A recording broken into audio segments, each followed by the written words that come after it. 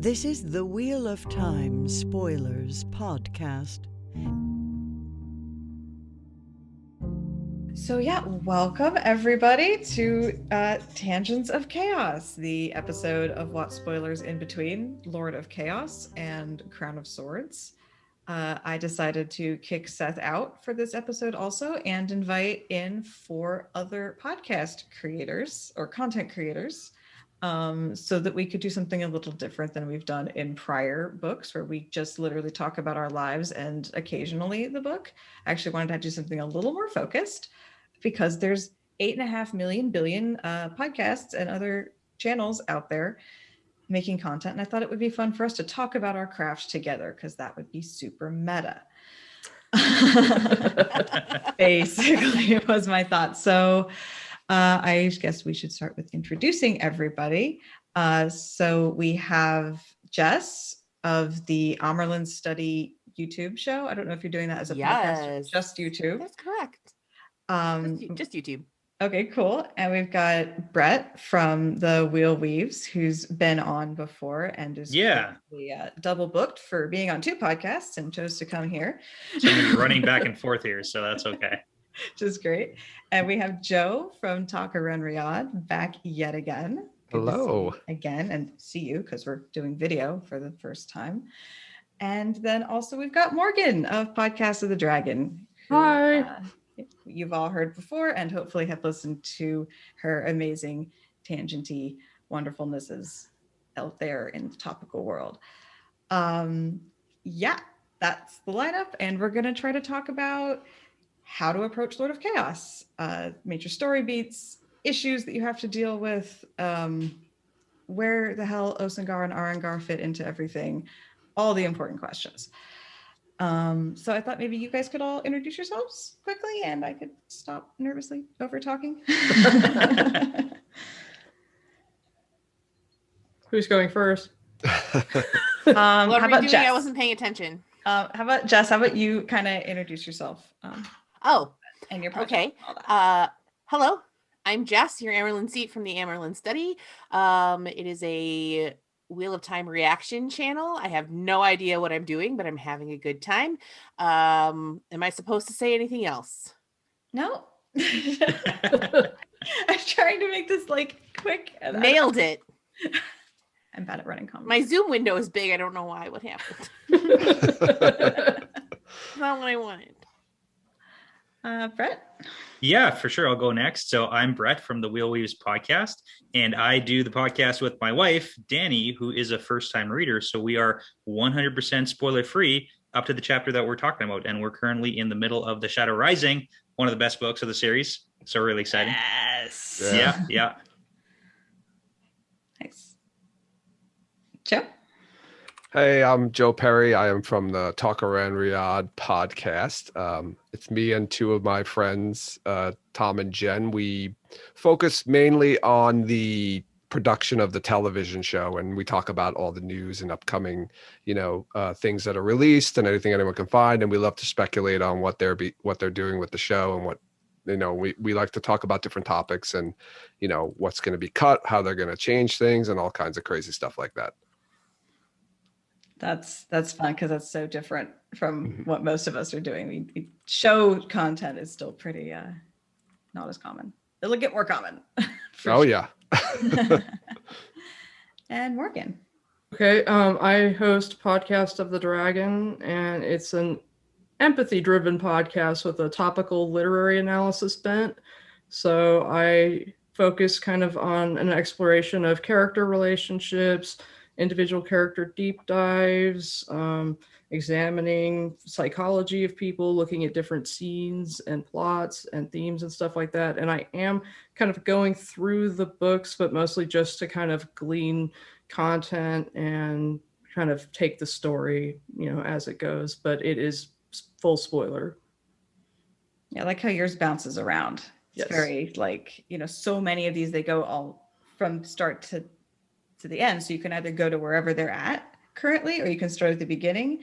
Yours, it's just like any episode could be anywhere. You can basically start anywhere with mine. And the episodes are, if you are familiar with the series, you can listen to anyone and it's fine.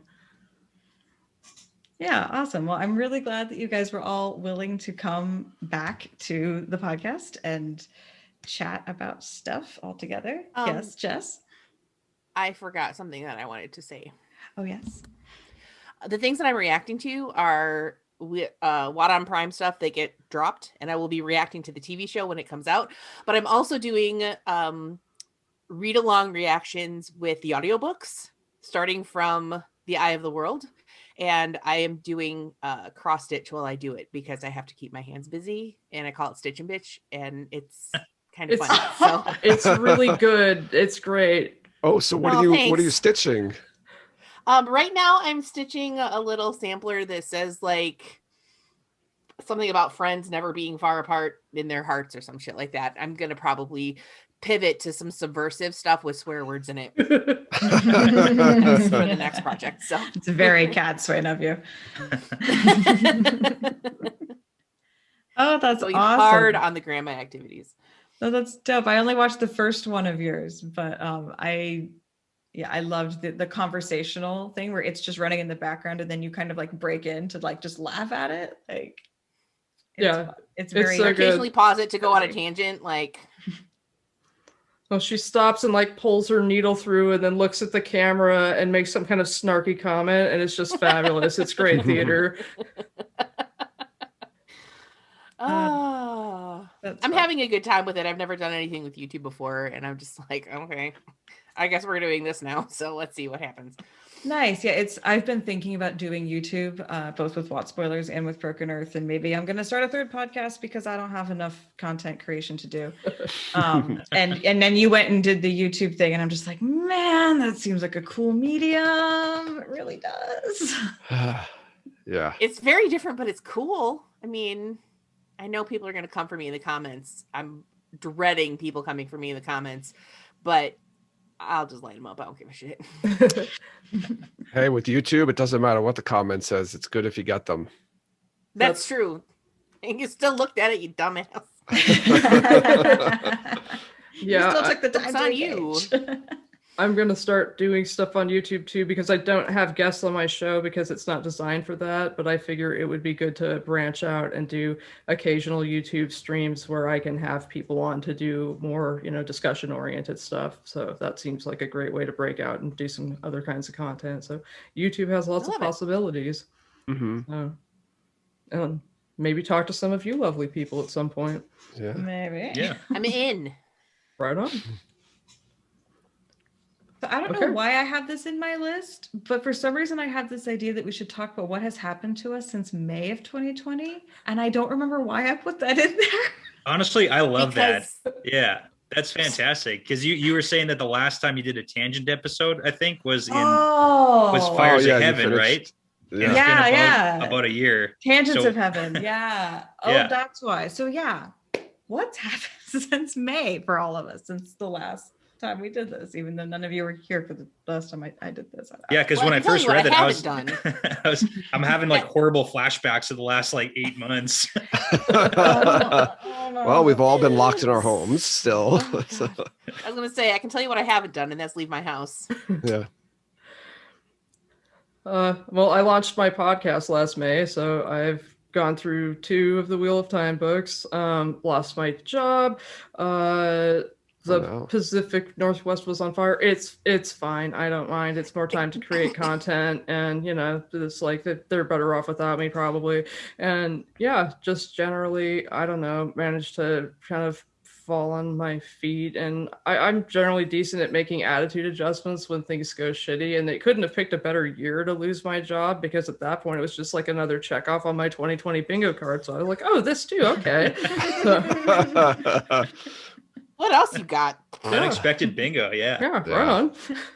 I guess if you're going to lose your job, it's a good time to lose your job with the extra unemployment benefits. That's all I can say. That's all I can turn that into, really. Yeah, it was just like, I'm like, this is an opportunity. I can take some time to learn how to do a whole bunch of stuff. So, I just figured out how to make multiple things on my Windows because I didn't know how to use a computer before, and I've learned some shit. So yeah. Are you guys all in the States? Is everybody American here? Yes. Yes. Okay, I'm Canadian. I'm the only Canadian then. Awesome. Yep. Yeah. Oh, Yeah, right I'm on. from Wisconsin, so I'm basically That's like pretty the cousin. close. That's like you're like honorary Canadian, so Yeah. I'll give that to you. Yeah. No, because I was know, gonna Seth say is because I becoming also Canadian. I lost my job too because I got like the temporary layoff because of Mhm. COVID, but then I got rehired. But Canada had our CURB or SUR benefit set up, so everybody got like money while they were Mhm. laid off, no matter what. So like Yeah, everyone that's was nice. kind of Your settled. country cares about its people, so Yeah, like to a moderate extent. Like it's Some better of than them. some, worse than others. But yeah, yeah. yeah. But I also had a baby, had my second kid, so that's That's exciting. right. Yay! Congratulations. Forgot about that. Congratulations. Yeah, so now she's 4 months old. A couple days passed, so Right yeah, on. yeah. So I just don't sleep anymore. Yeah. I've heard you Sleep is don't for need suckers. sleep like after a Yeah. certain point. It's true. You just get to that like healthy medium where it's like 3 hours, you're good. Doesn't matter. Ooh. That's crazy. My days have been like I can't even tell you what happened. And every day for me is exactly the same. Like from I think May there was a until song now. about that. Yeah. From May until now, I don't think anything is different for me. Like I've been working from home since March. And I've been lucky to, still be able to work and work from home, but it's nothing's different for me. It's weird. It's just like every day is the same thing. It's all starting to blur together for me. So that's what Uh-oh. happens when you don't leave your house really often. I left my house. Go ahead. I'm sorry, go ahead. Ah, Jake. I was going to say, I have also been working from home since March. Actually, I think this week marks 1 year of our office being closed down and everybody being remote. So, Yeah, I'm close. I think I got another week or two before I hit that anniversary. yeah. So, yeah, the days are kind of blend together for me, too. Needing to, like, making content helps to break it up. Like, you record on I try to record on a certain day. At this point, I'm so fucking busy because I decided to go back to school because I'm a few credits short of my bachelor's degree. So I'm back in school doing that, working full time. And then I said, why not start a YouTube channel? And then I might have another collaboration thing happening with some other people. And then I'm on the SpoilerCon committee. And all of a sudden, I have a bunch of stuff to do. And I'm like, I didn't even leave the house. How did that happen? But I think the biggest thing is that my husband and I decided that we are going to adopt, speaking of babies. Hey. And so we got our home study application submitted, and we're in the process of doing the paper chase situation where we have to they're doing the background check and we have to get like a physical and have like a thing where it's like, here's how we'll get out of the house if there's a fire and Safety. I don't know, check other or shit like something. that. So A physical, that's a weird thing to like. I wouldn't. well, they expect probably them want to make sure we're not going to die if they give us a baby. Like That's true. Okay. That's true. That But seems fair. congratulations, that's amazing.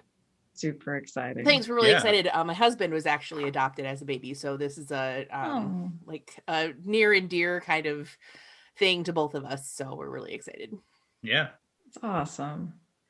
Well, I left my house in the ultimate way in that I bought a house and moved. Hey. Oh, I Got so excited I knocked my congratulations. water over her radio. Oh no. My husband finished school in June and we realized that we weren't going to be able to stay in town and let me finish my black belt and do all this other stuff we were going to do. So it was like, well, I guess we're just going to move out to the country and leave college town behind a few years earlier than we planned. And bought a house out in the country. So now I'm podcasting with almost as good of internet from the middle of nowhere. And Alrighty, yeah. can I be honest with you? You posted a picture a couple of days ago, and I just absolutely hated it because it was so sunny and nice out. And in Canada right now, there is so much snow in the backyard. I was just like, I can't believe this is the same time of year, and you get nice weather, and I'm like trudging through snow right now. Oh yeah, I still have We snow still over have here, a bunch too. of it on the ground too. Yeah. Yes, come it's got on. up to like 50 degrees. It's like we had so much of it, like probably almost 2 feet. Like Yeah. when I first looked at the picture, I was like, this can't be recent. Like, I don't know, maybe last summer or something, but Yeah. No. It was gorgeous here the last few days. All the cold, like rain came in today. Like I was hanging out socially distanced with a friend, listening to a lecture today. They came over to use our internet, and it was so cold and damp and just like gray and drizzly and raining off, rain on. It was, those few days of sun were such a balm. Yeah, to be fair, we get So like nice to 5 see days it. of sun all winter. Rady and I are both in Oregon, and we don't get very much. Yeah. Uh, Yeah. The Yeah, other that's big rough. change. Sorry, go ahead. No, I just said that's rough. I was sympathizing.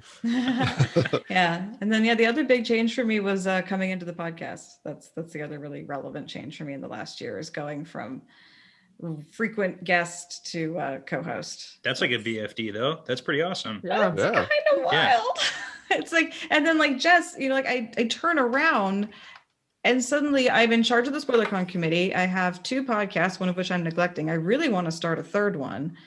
And like, I'm not even employed. Like I'm happily unemployed and not needing to look for work, but suddenly I have. Kind all of this sounds stuff like I that have to Seth do. guy just stuck you with a bunch of jobs. Like, where is that guy even? I Is he even know, here? right? I don't How know. is this Seth jerk? But here's the wild thing. So when I was in school, I had my only job ever was working at the library there, and I was making like $400 a month, which was awesome because it was like coffee money, and I got to play with books and listen to audio and listen to podcasts, which was great. I'm making more money now as a podcaster than I ever did. So this is literally the highest paying job I've Nice. ever had. Oh wow, that's That's weird. exciting. Yeah. Because I Yeah. have the financial privilege to not have needed more jobs, but still. When it- I started my first Wild. job, the minimum wage was like $4.25. Not to That's sound how much old. money that's what I was making washing dishes at the YMCA camp when I was Yeah. like 16. Yep. That's. I was like, wow. It's not much better. See, A and lot- my minimum wage was like $6, but that's Canadian dollars. So like, I don't even know how that converted back then. Well, you're younger too, but yeah, I got a A job little at the bit. VA. Yeah. Yeah, at the VA hospital, and it was great because it was more than minimum wage, and I made like $5.81 an hour, which was weird, but it was like it's not $4.25 or whatever it was at the time. So, yeah. So everybody had a decent-ish year, all things considered. No major parts fell off. Nothing Yeah. broke. Yeah. It's always a win. Still here. Like I can't complain. I have a job. My husband got laid off, but we're financially stable enough that he can wait to find a job he actually wants instead of just applying for whatever, Mm-hmm. That was a hard concept for him to like grasp. I'm like, no, babe, seriously, if you don't want the job, don't apply for it. Like you don't have to do that, and don't take the first offer that you get. Like get a job you want. We're fine. Which is weird for both of us because we were broke for a long, long time. So yeah, it's been really nice. Like family is all healthy. Like Yeah. not bad. Well, good. Yeah, I still haven't managed to bully my warder into letting me get a dog. That's my real big failure. of Oh, I this got a year. cat. That's probably the one Oh. thing that happened. I got Ooh. a cat during this whole thing. That's about it. Nice. That's the one change I think that I've had. Is we got a cat. Joe, what's And- your cat's name? Oh well, All of the course. deeds. Her name is Min Farpaw. Yeah. Oh yeah. Yes. Very That's so good. I got to name the cat. My kids named their guinea pigs. I was like, I'm naming the cat, That's Perfect. great. That's fantastic. Our paw. Perfect. and she's awesome. Yeah, she's great. Yay. Cats are fun. She's good. She she hangs out and like lies on the couch here while I'm working. And when I go upstairs, when work's over, I'll sit down and she just like comes over and just plops right on top of me and lies on me. So we bond. That's nice. Oh, I need a Love fur cats. baby. Need a fur. What you do, Radio? You just go to like the Humane Society, You go get one. Yeah, we went to Yeah. the local get shelter. the dog, get the one you fall in love with, get your dog, bring it home, and be like, "It's done." You're gonna make And me the take this dog the- back? Are you gonna make me look like an asshole and take this dog back to the Humane Society Yeah. Would be where very it doesn't humane, have a wouldn't it? home anymore? Like, And the ask for shelter by forgiveness, me, not permission, babe. the shelter by me doesn't even charge any adoption fees. It's free, so they just give you the cat. Nice. Wow. Yeah. Nice. Real nice. That's super awesome. Well, we've been putzing around for 20 minutes. Should we get into the content? Sure. Let's You get did into say the we were going to content. try to do this, so like, well, let's give it a college try here. Yeah, it's a good deal of college try. So yeah, I thought that there's a lot happens in this book, just from a plot perspective. Like I was flipping through the book and looking at all the plot points and just being like, wait, also that? And also that? Mhm. And also that? Like on and on and on. I think it's almost like Shadow Rising levels of plot dense, even though it Mhm. doesn't feel like it. If you actually add it all up, it does. And we've also got like some pretty massive issues in it. We've got like everything to do with Dumais Wells, right? Yep. And being that, we've got Halima and Rand and Alana, Rand in a box and Alana, and there's like lots of stuff that like people debate that like percolate through the whole series, that like very critical moments happen in this book. Yeah, it's Um, definitely a setup for like what happens in the rest of the series in a lot of ways. Oh yeah. And it also has the Yeah. worst cover art. I don't know if you guys realize that. Oh my God, this is definitely I my haven't looked least at it favorite in a while. cover. Oh my Looks like God, a Rand. horrible romance.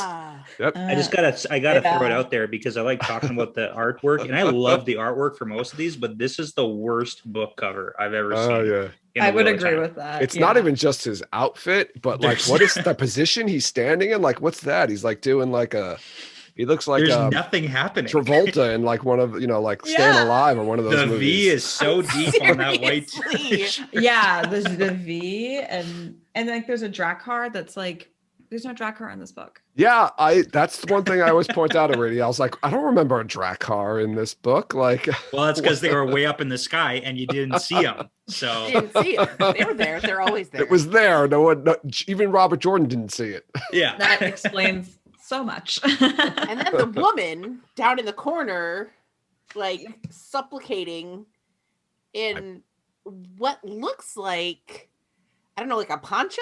It kind of looks like a poncho. Yeah, it's an Aes Sedai poncho. It is. They And do it's have like, well- ponchos. All the Aes Sedai get ponchos. coming Mr. soon to Sweet, Watch friends don't Spoilers let friends wear merchandise. ponchos. Like, what is Aes Sedai poncho is available. Yes, totally. everybody add it to your merch store? It's a Yeah. next big thing.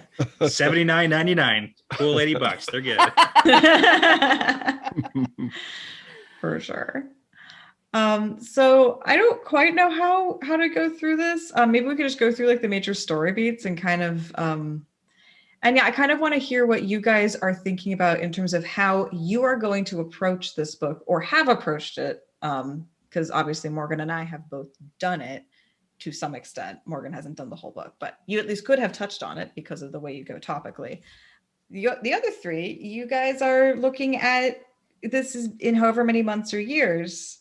So I'm interested in how you're going to approach this book. So I don't quite know how to drive the conversation per se, because I mostly want to hear from you. Sure. Which point do we want to start with? Yeah. I guess, we could just start at the top of the list. yeah. Yeah. That, I mean, it's more or less chronological. So So Rand bouncing around, going from Caemlyn to Carrion, like back and forth. I appreciate that he wants to get away from stuff, that he wants to be by himself, but like he's so far up his own ass that he doesn't realize what a high value asset he is and that he's putting himself in danger every single time he does this. And it's like, my dude, there are people who are literally begging to like watch your six, and you're just fucking off whenever and not telling anybody where you're going. Mhm. That's just so fucking dumb. It's so dumb. And Yeah, it's like, I he's know he's dealing just a with kid, the, and whatever, but like, have you learned nothing in the past however many books? And Like, between that and dealing with like an authority issue, like he doesn't ever want to be told what to do. I mean, I get it. Again, like I understand where he's coming from because he's gone through some like stripes here, but gosh, Mhm. like bad decision making. yes, early in the book, he's bouncing around, and it's like, this is why Dumais Wells happens. Yeah, it's all a Bro. setup, obviously, for how that happens. But I mean, he's taking Aiel with him when he goes, and people know when he goes back and forth. And I think, you know, that obviously the incident at the end when he, you know, disappears, it's kind of like set up because it's building up to like him getting frustrated with the Aiel, you know, the maidens wanting to come with him every time, and him like, you know, saying, okay, only this many can come and only that many can come. Plus I get confused. I start getting confused, you know, when I was re-listening to this book as to like who's in what city and where he is at which time. And it was because I remember I was like, okay, wait, Egwene's there. Wait, Avienda's there. When did one go to the other place? And I'm getting confused as to who's where. So like, I'm always thinking about stuff like this from the, you know, perspective of like how they're going to do it in the show. So I'm like, are they going to have him bounce around a lot from different cities? Is that going to be too confusing for viewers? Important point though, to the end of the book. So. Yeah. I mean, I think that's kind of the main issue with the whole fast travel situation when limited number of characters have fast travel, like however you want to call that. It can cause issues with like, and I don't know anything about TV shows or how to make TV shows, and I've talked about this enough times, but I can see them doing it to a lesser extent to show that he's capable of doing that. And that will still cause like you don't have to have a back and forth. You can show it like 2 or 3 times to show him in far away places, like very, very shortly in the time frame. You know, it's kind of like the whole Daenerys on the dragon is like, boom, she's north of the wall. How did that happen? But there's an actual reason why that's going to happen in the Wheel of Time show. Does that make sense? You know, with this being a sort of retelling, like a new turning of the wheel, they have the opportunity to like consolidate some of that stuff. So, you know, maybe he's not bouncing back and forth a bunch of times. It's like he goes to Caemlyn, does a bunch of stuff, and then comes back to Cairhien, and you know, they can streamline it more. Yeah, and they're gonna have to assist the flow of the story. Yeah, they could even just have like a conversation where somebody's saying, Rand, you keep going back and forth between the two cities. We're having trouble tracking you. That could be it. That could be sounds like a parent line. Sounds like a parent line. Perrin's not even really in this book at all, except well, actually he is. I mean, this is the book where Perrin rejoins, right? He does, Oh, that's right. Yeah, that's right. I'm sorry. This is when he comes back. Like you're used to not thinking about him. Yes. And then he shows up, saves the Fires of Heaven, where he's basically gone for the entire book, right? Yeah. Well, so I'm not sure if I'm gonna choose to, because you know I'm probably gonna do more episodes per book the further books in I get, because there's so much more topic, and this is such a topic dense book. But if I'm gonna approach this kind of Rand bouncing around, I'm gonna do it from the whole Freudian aspect of, you know, why is Rand running? You know, what's going on in his mind, and kind of try to like, you know, break that apart and look into, you know, how bad he is mentally at this point. You know, I am trying to like, at this point, I mean, to the Dragon Reborn, and just kind of looking at the degradation of his mental illness. And so get to the point of, you know, where he is pushing his friends away, and just, where he is mentally, and you know, how everything sets him up to be taken just because he's running from everything. And so, and kind of, it's almost like there's obviously a before and after because of Dumai's Wells and him being taken and everything that gets set up for that.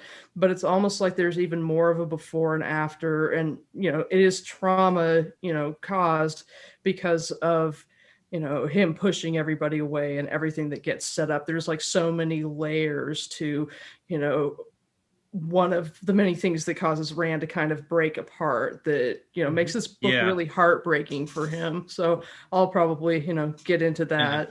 Morgan, I think you have like an awesome point about that, because of like Rand's mental wellness right now, because it's kind of funny, but throughout the series, Rand kind of always had a direction. Like he leaves, you know, Two Rivers, and it's like, boom, we got to go to Tarvel, and nope, we got to go to the Blight. Nope, we got to go to Eye of the World. And then it's like, okay, I'm in the mountains for a long time and I'm going crazy, so I got to get to Tyr. And then in Tyr, he's like, okay, I'm formulating this plan, and I got to go see the Aiel, and I got to conquer that whole deal and like become their Karakar and everything. Like he always has a direction. And then all of a sudden in Lord of Chaos, he like starts the tower, like he does the Black Tower stuff in this book, if I'm not mistaken. Yeah. But all of a sudden he's like done all these things, and it's like he doesn't necessarily know his next move, so he's bouncing back and forth, like, what do I do next? And he's just bouncing around, kind of hitting on Min a little bit, kind of not, like he doesn't really know how to take that relationship. Yeah. So, and then everything is like all hits ahead when he's captured, and then Do My Wells happens, and then he finally has a direction of what to do at the end of this book. But like the entire Lord of Chaos is like, what is Rand doing? He doesn't know. Yeah, he's spinning wheels. He's bouncing back and forth, really right? Good point. And I think he's kind of putting that under the guise of like, I'm trying to keep everybody off balance, but he's really but it's like you're not actually doing anything. He doesn't know what to do, but he's trying to like, say, no, I'm just trying to keep people off balance so they don't know what my next move is going to be. And he is setting things up. He's trying to set things up at this point, right? Because I think this is like, right, isn't he making plans to go after Samael in this book already? Yeah. But that's the thing, is like, what's really happening? Because you moved so fast before this book. Like it was all boom, boom, boom. And all of a sudden it's like, pump the brakes here. But yeah. Yeah, and I think he's like in a whole punishment stage. He's punishing himself for what happened to Moiraine. He's trying to think of, that'll never happen again. And then he's starting to seriously get loose there and talking to him in his head, and he's just not doing so great. And so that'll be really fertile ground to kind of explore. And, so I think there's a whole, why is Rand doing what he's doing? Oh, Seth makes a good point. Aviendha and Mat died. And even though he was able to balefire them back into existence, like there's a lot of internal fuckery to explore. So yeah, he doesn't really think about or dwell on that too. At least we don't see him really dwell on that part too much, though. It's weird. I don't know. Yeah, but I feel like, okay, he was able to balefire them back to life, but like that doesn't undo the trauma that happened when they died. It's like, and even though he doesn't say anything about it, but he may not even realize it, but like that has fucked him up. He's seen Mat die twice, basically. Yeah. Oh yeah. Yeah. And like the thing, poor kid. And saved him both times. So I mean, technically, Mat didn't die that time, but no, I know, but he.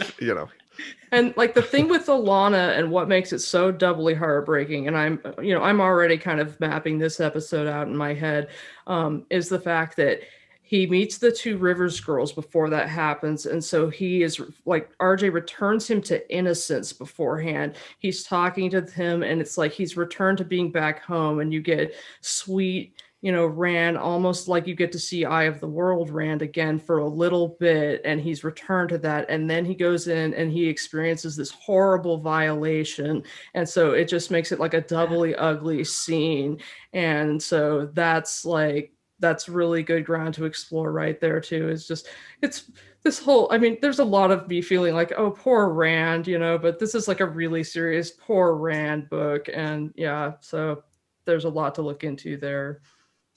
Yeah, to your earlier point about him feeling trapped and not knowing where he's going, like Alana bonding him is a huge part of why like he cannot feel safe. There is nowhere to be safe. Not only does he not have a mission, now he can be blindsided by the 1-2 punch of the two Rivers girls realizing he's the dragon and then being rape bonded. Like, So this is like a part in the story that I always like. I like Alana's character a lot, and when she bonds him, I'm like, oh wow. And I think when I first read this book, and I read this back probably like over 20 years, well, probably around 20 years ago now.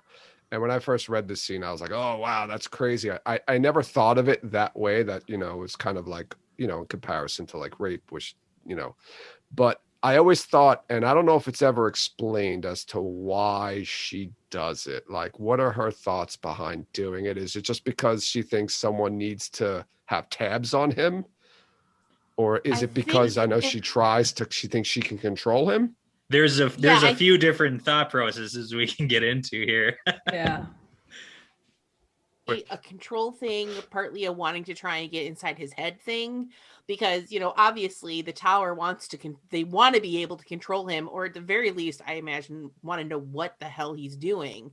And so Alana thinks that this is the way that that it's going to happen. And it's just, I mean, it was a miscalculation from the get-go because, you know, first of all, huge violation. And now he has this woman in his head that he never asked to be there. And well, so, yeah.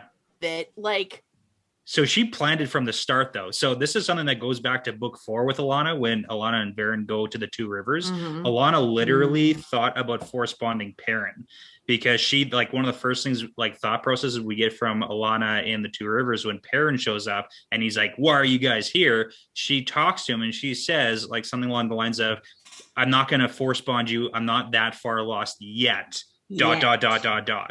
So she's thought about it, and when she does bond Rand, she 100% tries to control him immediately, because also when she talks with the whole Saladar, whatever you want to call it, like the Saladar group, she's like, I already tried to force him to do what I wanted. So like that was something that she thought about, tried, and did it, and she was thinking about bonding Perrin beforehand.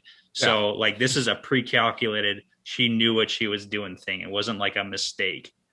Oh, I don't think it was a mistake. I mean, no, not a mistake, but a miscalculation in that it was bad plan. What she was looking for. Yeah, She saddled the wrong horse. Since it wouldn't have been a bad Rising, plan when, when her warder died, right? It's been pretty clear that she's looking for a new warder. Yeah. But I mean, it wouldn't have been a bad plan if she had been able to control Rand. Like, debatably, she could have argued that it was a great plan, because then she has control of the Dragon Reborn. Like, there's no reason why she would know it wouldn't work. Yeah. Yeah. And I mean, it's I think also the thing that's wild though is that like once she found out that there was like that wasn't going to work, and also she gets to feel all of that bullshit going on, like the wounds and all of that stuff, like it's not working. Why did you keep him bonded? Why didn't you release the bond?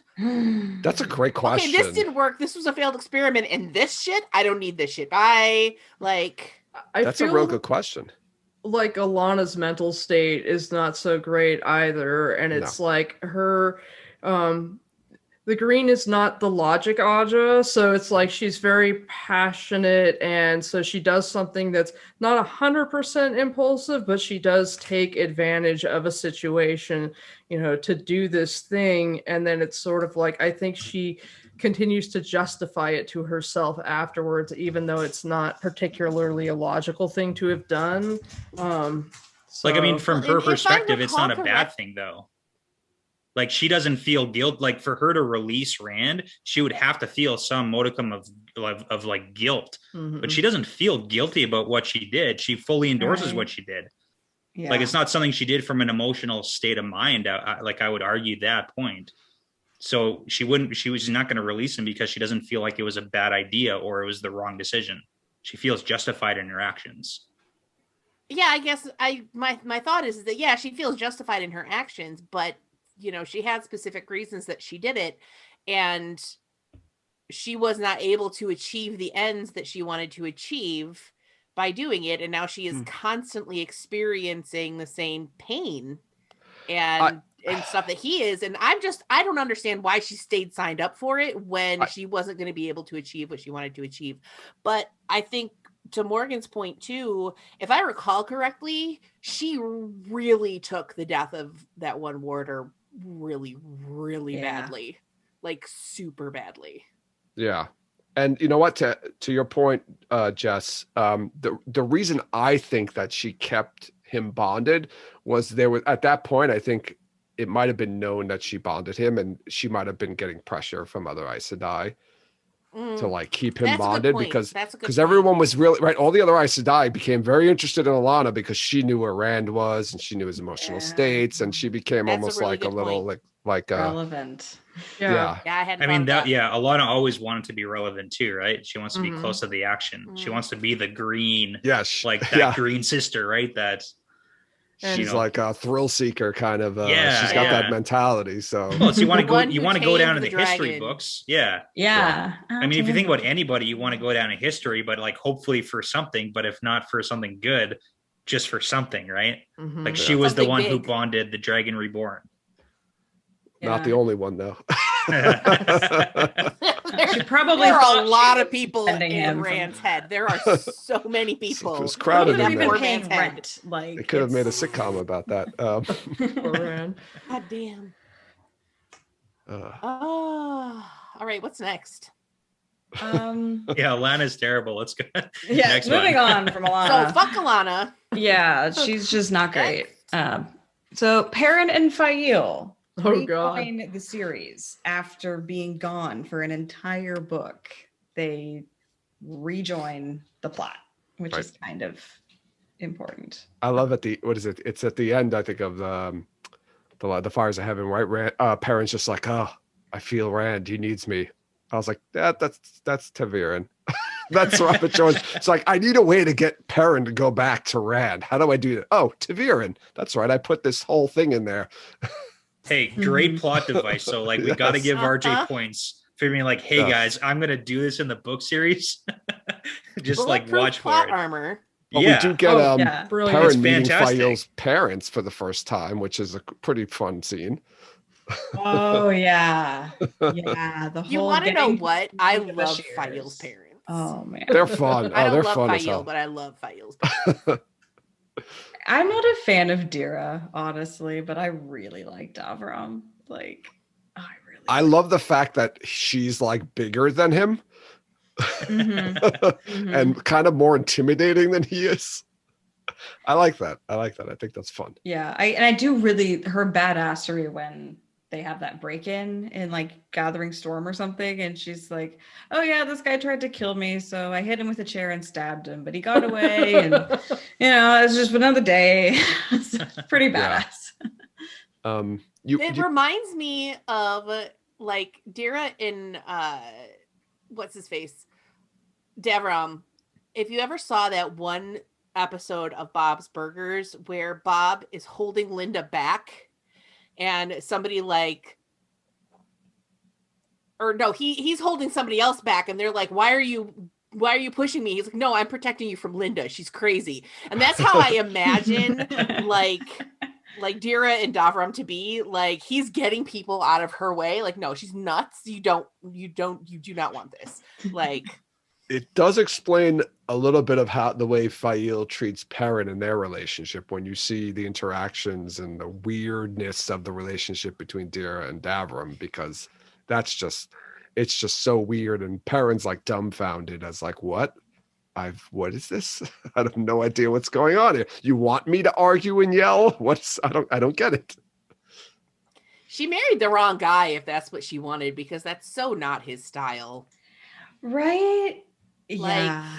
He's so chill and she has no chill whatsoever. And But I mean, that's Davram though, right? He's kind of chill and he doesn't really get ruffled. So it's almost like Perrin's Davram and Fael's her mother. but I feel like Davram entered into the relationship knowing what he was getting into and knowing what the expectations were. Because everybody, like, every time I say Fael sucks because she's abusive, they're like, oh, but it's cultural.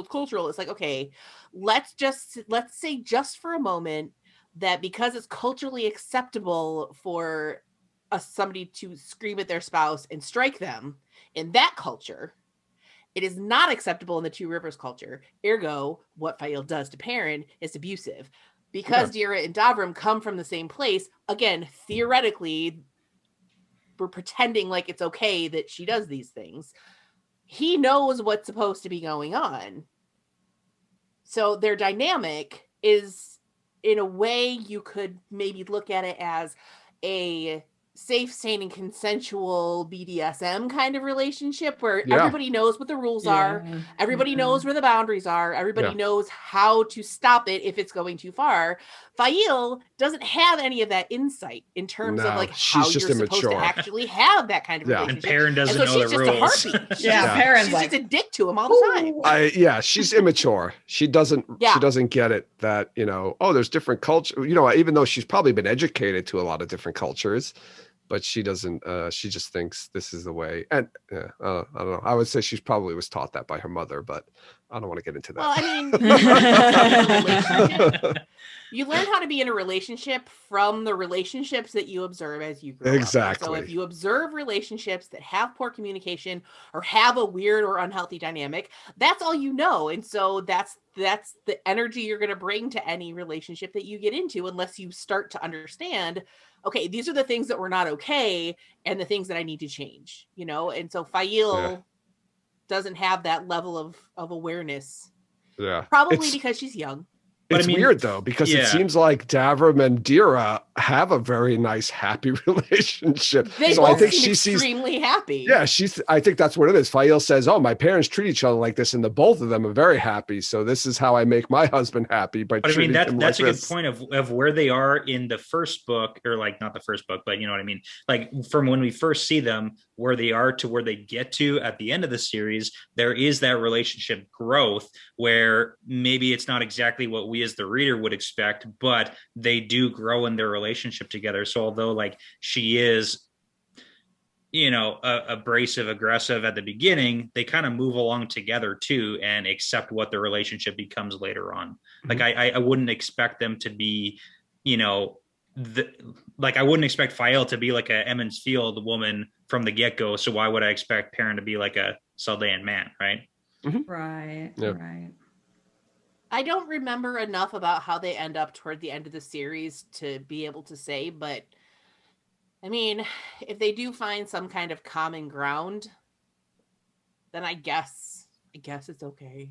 It's going in good directions. It's growing pains, right? It's growing pains. Yeah. It's one of the things that I really liked how Brandon Sanderson handled that section where Fael sort of has a moment where she like realizes that she was really an awful brat, that it's a wonder that anyone put up with her, and she like has that revelation, and like she behaves better towards Perrin and has more communication. Like this feels a little bit like she grew up too fast, but also she went self-actualization. So it's like they're pointed in the right direction for post last battle true healthy relationship status. That's good. Yeah, but I mean, what would you expect from like a 16 and an 18-year-old, right, at the very beginning? I mean it doesn't matter who you are. It's going to be bad. It's bad. It's really we were bad. all idiots. Mm-hmm.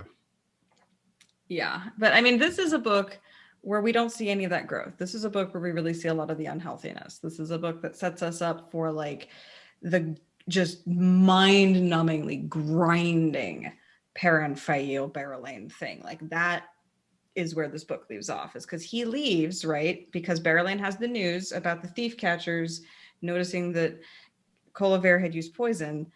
So then when Perrin gets back, so he leaves, right? Him and Fael are having a fight, and he leaves to do Dumai's Wells, thinking he's never coming back. He gets back, freaking out for Fael, and the first words out of his mouth are, "Where is Berelain?"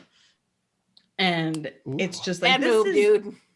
Oh, like, so this is like I forgot about that. Yeah. So this book is the period between their honeymoon phase and their first like serious problem with Berelain, because before it was just she was an annoying person. Wait, right? You mean when Berelain and Fael got in a full-on brawl? That wasn't that was just girl stuff. That's just hot girl shit.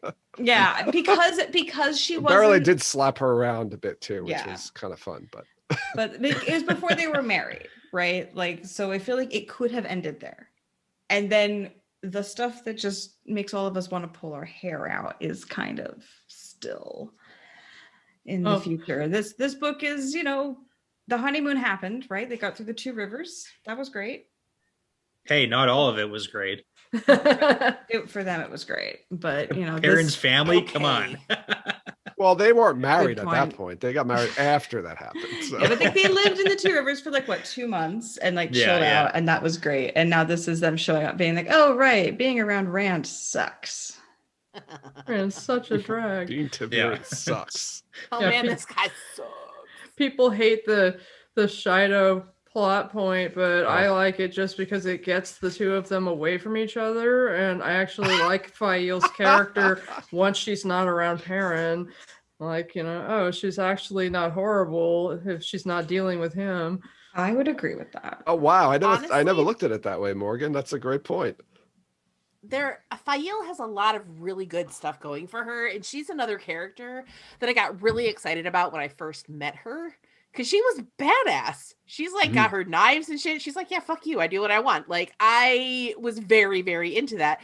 But then just sort of the way that she dealt with Perrin, I did not like, but she still has a lot of redeeming qualities. She's still a badass. And her upbringing was really helpful, like helping Perrin step into the role that he ended up having to take while he was in the Two Rivers. Like, you know, he never would have been able to manage that by himself. I think the pattern made that So- happen or something. Yeah, For sure. And what free will? Yeah. I still maintain that half of the problems that Perrin has with Fail is the fact that he can smell her emotions and takes responsibility for them. Yes. Oh, yeah. Morgan, you mentioned that, and I was thinking about like Lesbian Nerdy did a video about Fail, and she talked all about that, about how Perrin reacts to what he smells and her emotions.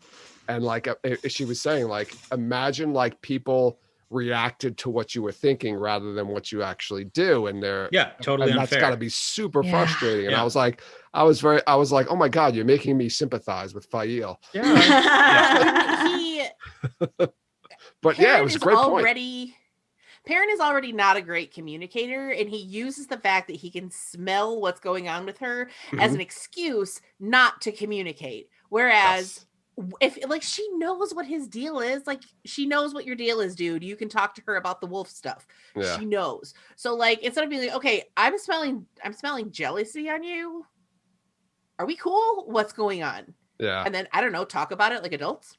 Yeah. Yeah. But instead, he's just like, okay, well, I'm smelling this. I'm going to assume it's this, and then I'm going to decide how I'm going to fix that based on absolutely no other feedback from her whatsoever.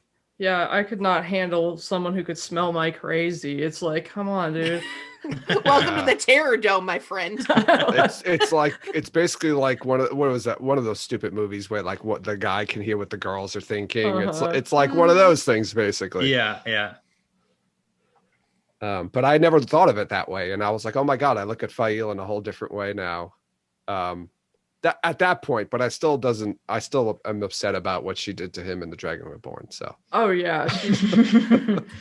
I actually I'm doing a bunch of like getting bonus content together for a Patreon, and I have a bunch of like random thoughts mini-sodes, like generally when I'm high and I'm like suddenly like, oh, this is cool. So I kind of like talked out like what she must have seen when she first saw him in the end. Is like, you know, and it was actually kind of funny to, instead of just being like this presumptuous shithead hopping on the boat and being like, you know, I'm part of your party now, just imagining like her looking at him and watching everything and like what might have been going on through her head to make her decide to do what she did. It was kind of fun. So, and made me not quite hate her as much, though I still would have thrown her off the ship. You know, Perrin was too nice. I realized I misspoke. I mean, from what she did to him in the beginning of The Shadow Rising. Yes, yeah, That's she what was I was awful. thinking of. Yeah. This is, oh fuck. I had a thought. Crap. Oh no. You need a pen and a paper, Aradia. That's what I do. When people are talking and I come up with a thought, I jot it down so I don't forget it, because I will. That is so smart. That's very competent of you. What's it like? So someone brought up the Shido. Yeah. Oh yeah, the Shido. Oh, good segue. There you go. Yeah, someone brought up done. the Shido, and I was like, I hate the Shido, and I The hate a lot of sneaky this. Shido. Yeah, and I hate a lot of their storyline. And I was all for cutting them out, like thinking again about the TV show, Mhm. cutting them out after at the end of when they attack Kyrian. I was like, let's have them just wipe out the Shido at that point. But then I forgot that they play a role in Dumai's Wells. So I'm like rolling Wipe my- them out my there. thought- Yeah. exactly. Roll my thoughts back. Dumai's Wells, the Shido are done and finished with, because after that, their story is just like, Yeah, They're I birds on the definitely. pattern. Just get them out of here. yes. I agree with that, and I think that what they should do instead is have send Perrin to Geldon, but have him grab Alliandre and then send him off to Almouth Plain to start tying in those plot lines earlier on. Yeah. So They could have Dragonsworn kidnap Fail or something. yeah, like- something like He that. can still have yeah. the alliance with Kylie and tie in with the Shanshan that way. Yep. Like, Yeah, I think it would be I a agree. lot neater to do something like that. Yeah. Or we Yeah. could just cut out the whole kidnapping plot line. I was thinking we could cut out both Fail and Gowan, because I like Perrin and I like Perrin and Egwene together. I think they have good chemistry. So They do have good Ooh. chemistry. I They ship do. it. I ship it too. I was Ooh, that's shipping it a- when I first read it. Like, I'm That's like, a- oh, How would you? I was thinking like, how would you write that? Like, because if you do cut out like Fael getting captured, what does Perrin do and Fael do for like 4 books? It feels like. What do they do? the whole I- prophet plot line could be rewritten to give them something better to do. Everything to do with Mississippi. Although, like, what I do love that, like, the prophet was particularly a thorn in Perrin's side, so Fael fucking killed him. Yeah, that's Like, awesome. I was dope. killed this person for you, babe. Don't worry about it. I got you. And Yeah. how she's just like, that's how wives in Saldia do. And I'm like, fuck right it is. That's amazing. She knew Like, Perrin I wasn't gonna do it. loved that. Winter's Heart was a horrible book for me. That's where I dropped Oh. off the first time I started reading it. Oh, I love I was that just book. like, this is this whole Perrin kidnapping bullshit. This Yeah. is insufferable. And I dropped off the first time. But yeah, that moment, awesome. I mean, if you want to talk blasphemy too, like they might just actually legit cut the prophet out completely. It's quite possible that they Yeah. do that. And you could have Yeah, it like doesn't prophets seem- of the dragon, like just like a bunch of disorderly priests or whatever you want to call it, going out there spreading the good word, but They and causing could problems. make White Cloaks. It could be White Cloaks who kidnapped. Yeah, I was Fael. thinking that. Just Oh, to, There's like, a lot of keep- options. Keep on the White There's Cloaks so line, many like people Perrin that go versus over. White Cloaks throughout the entire series. Yeah, like the White Cloaks could be a bigger deal in the TV show and like a Mhm. bigger faction than the incompetent nothingness that they are in my mind. Like, And well, In my- Gowan they're got his so stink all ineffectual. over him. yeah, Yeah, there's so many enemies that it's hard to have them all be impressive. And it's like maybe just Yeah. a few less enemies and Yeah. then more impressiveness in Yeah. said enemies. they're gonna have to. Like, I assume just for TV. And again, I don't know anything about TV, but like, even with the whole, I think Rafe was talking about like which towns or which cities do we include if you only Mhm. get like 6 of them. Which Mhm. ones do you actually pick? Like, you could cut out Terran Ferry, you could cut out Baerlon, you could put everyone in Camelin. Like, who knows what they're actually doing? So, Mhm. but yeah, same with the enemies. You could cut out a bunch of the factions, and like you said, Aradia, make them more bigger bad guys. So we're all in agreement. Get rid of the Shadow. Basically, that's what it is. Yeah. I Or think at least at that's some point. They have to end at some point I earlier. kind of love to hate the Shido. Like, I love to hate Savannah. Oh my god, she's so Gosh, she annoying. sucks so bad, and I love her. I mean, let's talk about the Sharans. Are they going to be a thing?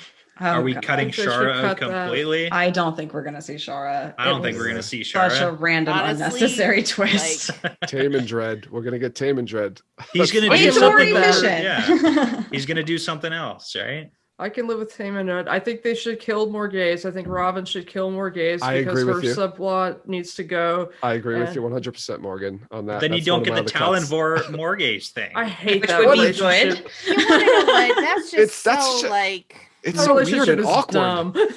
Well, It's like I'm they're out of it. it's- I'm out of this conversation. Bye. like it's like the two of them are very like they feel guilty about well, at least she feels guilty about liking him, and it's Yeah. I don't know, it's really weird. I I Well, don't he's get it. really young. I don't know if you knew. He's pretty young. Super young. I would He's like it better. She's a little bit older than Galad, right? They constantly Yeah, mention he's that, like right? 30. I'd like it Yeah. better if Talonvor were gay or something like that, so he could just be like her loyal soldier and it wouldn't be that awkward, horrible plot line. But I think Yeah. they just need to kill her off. It's cleaner that way. I agree. And I get that RJ needed a plot device to get Galad to be in charge of the White Cloaks. And, you know, as Mm-hmm. far as that goes, it wasn't a bad one, but there are cleaner, easier ways to do that. So But then how is Fael and them gonna escape from the Shadow in the pit when Morghese channels the little flag, or what is it? She channels Yeah, like a piece scarf. of cloth. That went on for so long. We're way and off I was the- like, we're way off a lot of chaos right now. Which book are we talking about? Doesn't matter. Chaos. Just chaos. That's all. you wanted chaos, you got it. But this is the Shido before they lose all their oomph as an enemy, right? Like they've helped Matt create the band, and now they're going to help create the World War I of Randland's experience. this is still when the Shido are awesome. Like if they got wiped out with Dumai's Wells, they would have just stopped at their peak. This is peak Savannah. You know, she's doing her false flag with killing the wise one, and she really thinks she's got it made. She's even considering double crossing like a random dark friend who's actually a Forsaken. Like You could do something really cool where you just have like Savannah and the wise ones, and you don't have all of the spears and everything. So there's a smaller group of like rogue Shido channelers, and have them have kind of a plot line. You could do something cool with that. like reverse Tinkers. Like they're violent as all hell. Yeah. Traveling around. There's a Nameless says so much Wondrous Heart. Hey, I like that book, so I'm cool with that. I think that the ending when Matt is stealing away with Tuon is like nail biting. I've read it so many times, my and I'm God. always still just like, Same. That's one of my Old favorite fat endings. raindrops. It's got the cleansing beginning in of it Winter's too. Heart, the end of Winter's Heart, thumbs up on both. The middle, not so much.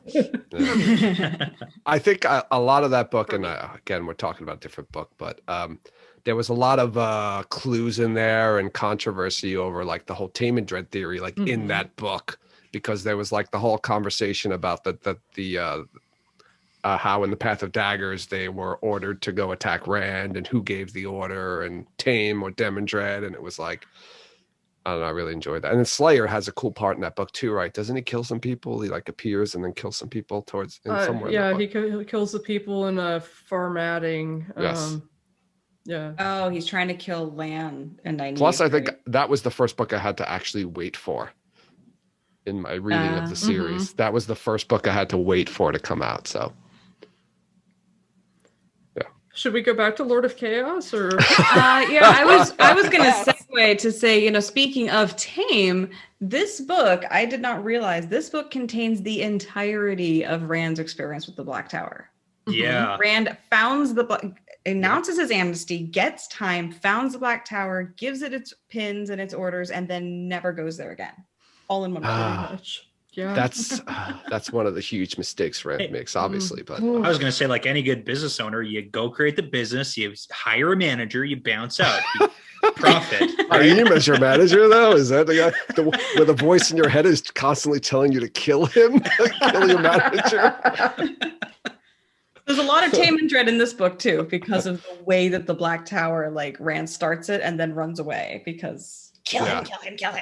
Right, and there's that whole scene with when Time first appears and Bashir's like doesn't really recognize him, and you're like, wait, doesn't he know what he looks like? And it's like, yeah, it's a weird scene. I shaved my beard. Yeah, Like, Yes, That's what it I'm wearing okay. different glasses. Yeah, for Um, sure. It's a big mistake of Rand's. Like, Would you go annoy your baby? Go on. And I mean, cat I drama. would argue that it wouldn't be such a bad, it wouldn't have been such a big mistake had he not picked who he picked to run the Black Tower.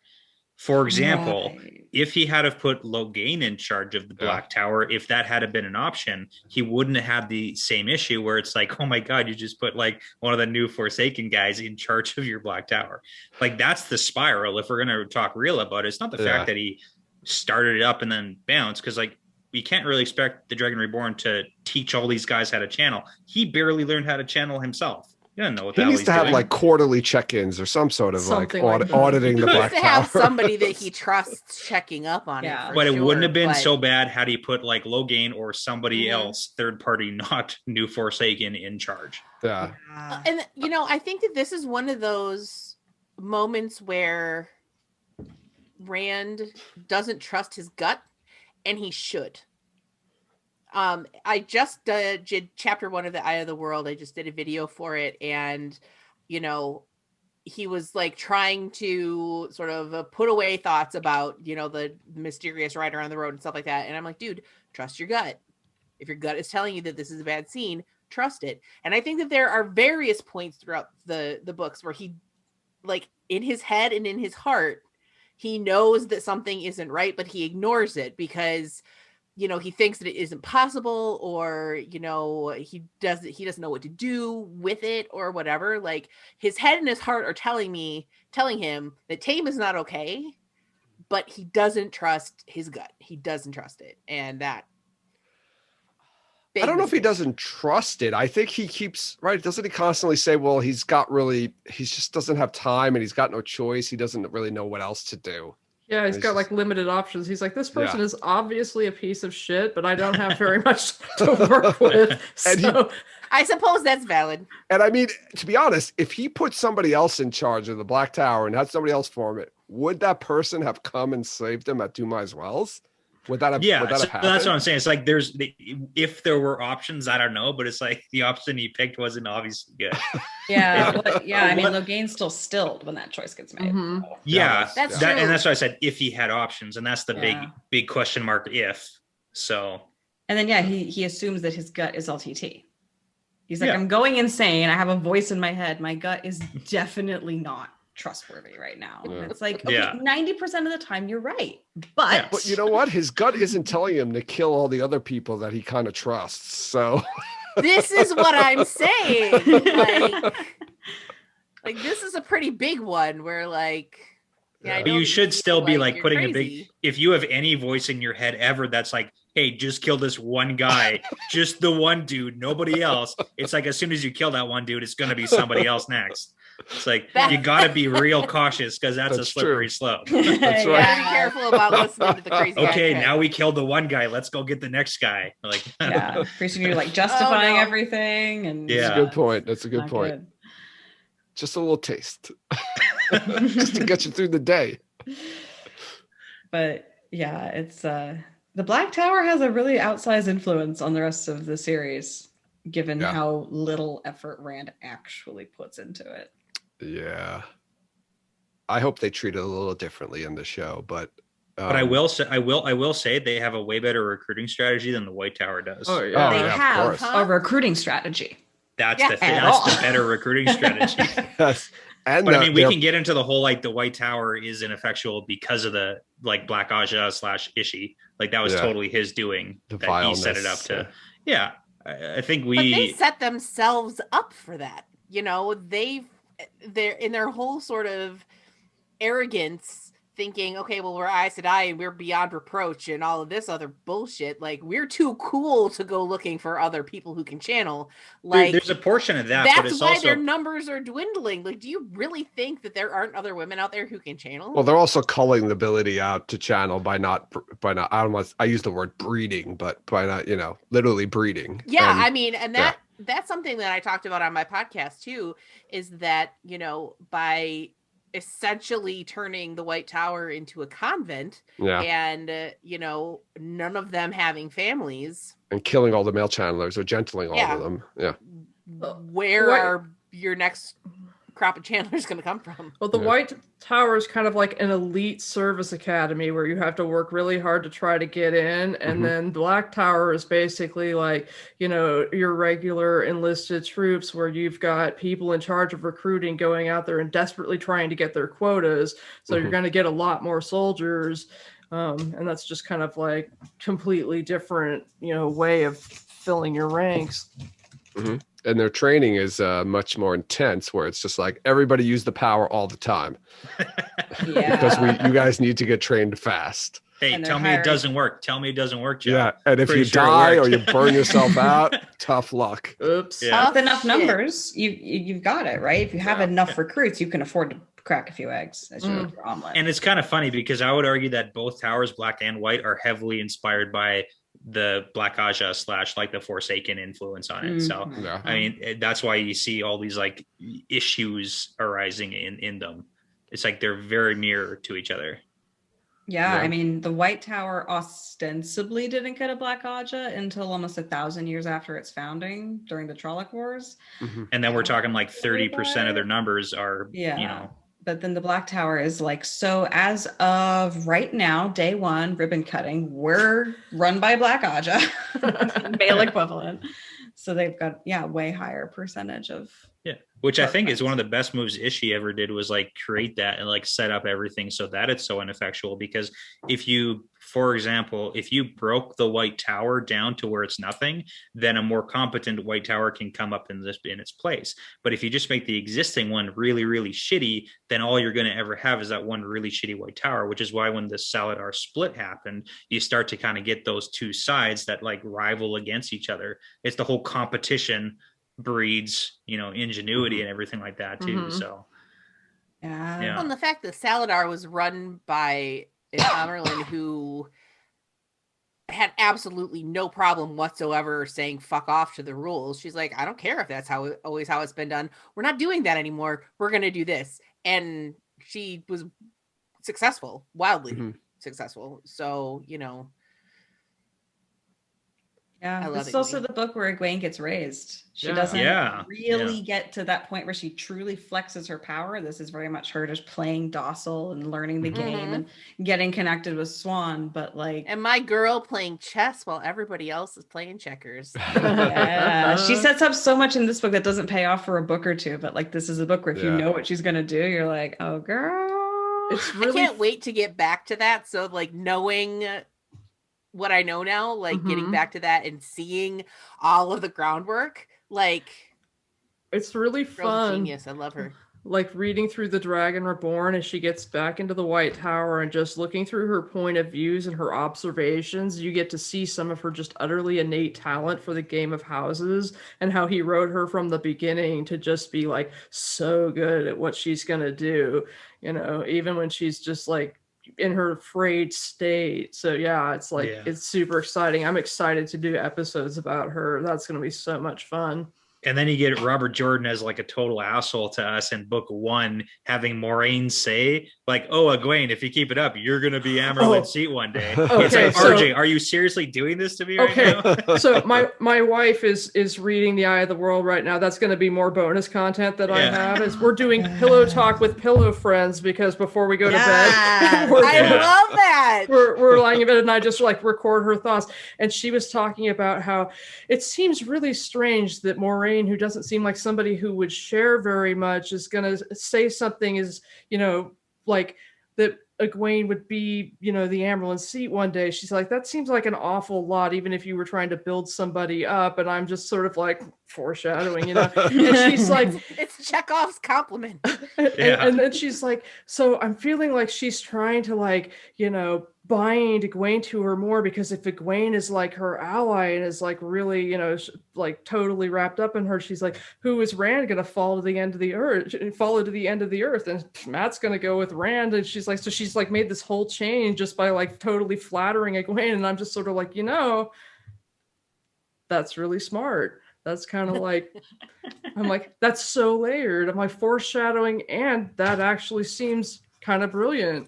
And so Yeah. I got You some just great you slip content. stuff like that in, and you're like, I can't believe you just put that black and white for me to look at and read. I know. God, know. yeah. The audacity. I know. Yeah, like come on. You slap me, and that's why the whole like reread thing's so important, because you just like look at all the stuff he shoved in your face. I know. I was Yeah. so excited. I was like, I've read this book dozens of times and I didn't even ever see that. I'm like, it's not just foreshadowing. That's deep. Yeah. Super excited. Yeah. So When I started reading these books, it was on the recommendation of a guy from Canada who was in my guild in Lord of the Rings Online. Was it Dave? Was it Dave? No, his name was Oh, okay. Mike. That's a little Canada Dave's joke not for here. you there. No. I think I got it. But yeah, when I started it, I had absolutely no idea, just the layers. Yeah. Well, even like book 1, when Matt is like, the amount of times that in book 1 and 2 that Matt like wrings his hands around his neck because he almost got strangled, the amount of times that happens is outrageous. Yeah. Yeah, the amount of time, all of Like them. he gets hooked by Trolloc, like those little the ring hooks or catch whatever. Uh-huh. The catch I poles, like never even every noticed that. effing time, every time that they're around, it's like Matt gets caught and almost dragged off. He's like, "Oh man, I almost got choked out." It's like, you can't do that to me. Yeah. Yeah, you think you know everything, Yeah. and then you're like, wait, every single word was actually placed very carefully. Yeah. Mhm. Yeah. And then you're like, okay, it's 14 books and you planned all of this like detailed ass shit from the very beginning? Uh-huh. My dude. Yeah. Yeah, There was a point somewhere in this book I remember where we found rocks. Matt was juggling rocks, and they perfectly matched up with all of the generals in the band that had just formed behind him. And I'm just Yeah. like, the rocks are foreshadowing or current shadowing. I'm just, oh, Robert. Yeah.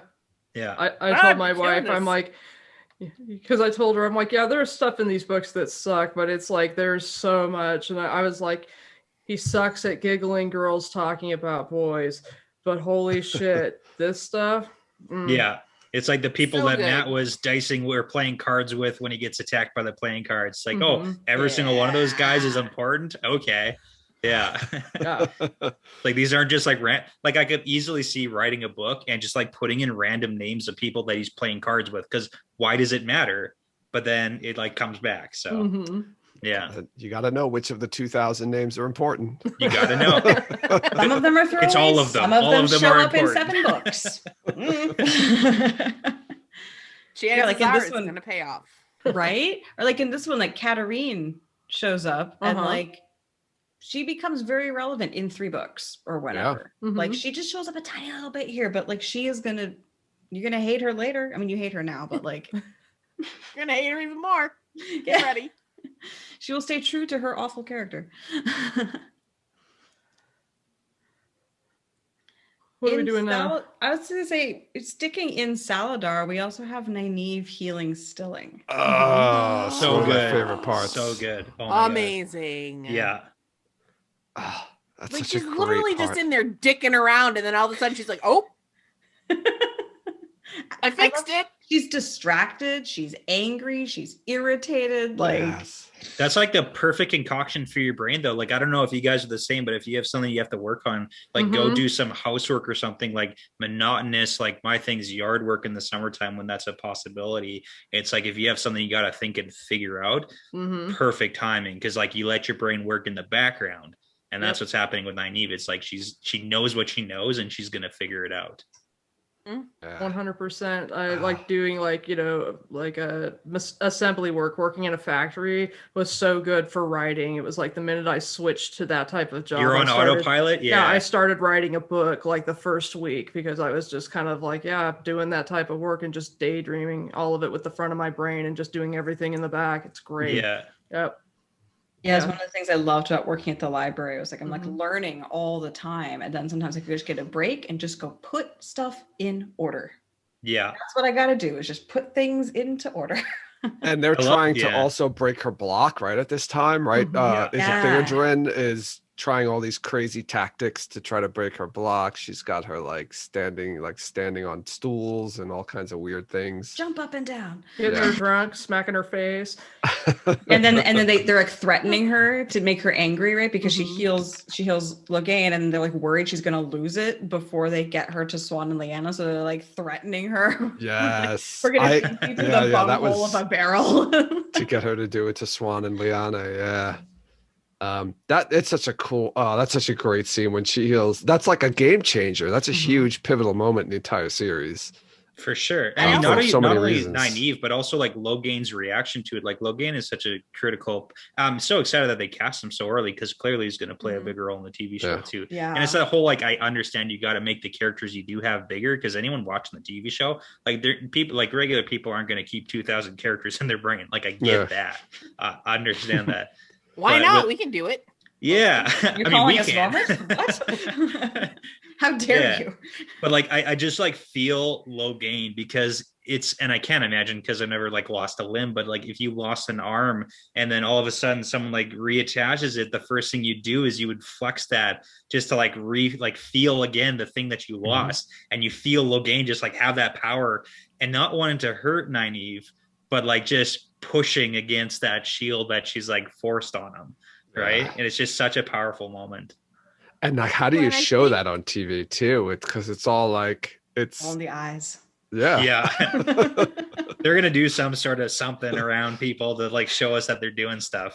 Yeah, there's It's- got to be like channeling has got to be a visual thing. And Yeah. I am so curious to know how they're going to do it. And I hope that it doesn't look stupid. Like, I really hope it does not look stupid. I don't hope think it they looks will. I have badass. enough faith in the people making the show that they're not going to do it stupid. Like, You know- the people care about this show, and we have people working on the show who care Yeah. about it, and that's important.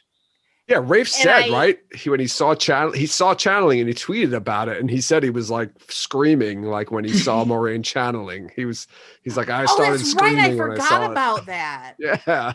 That's a I good sign. totally forgot about that. Yeah. Yeah. It's like, and I mean, 99% of me has absolute faith that it's going to be amazing because of the people that they have working on it, and they're obviously passionate and they're knowledgeable and they're taking it seriously. And then there's like 1% of me who's like, okay, but you can go in with the absolute best intentions and a thing can still end up being bad.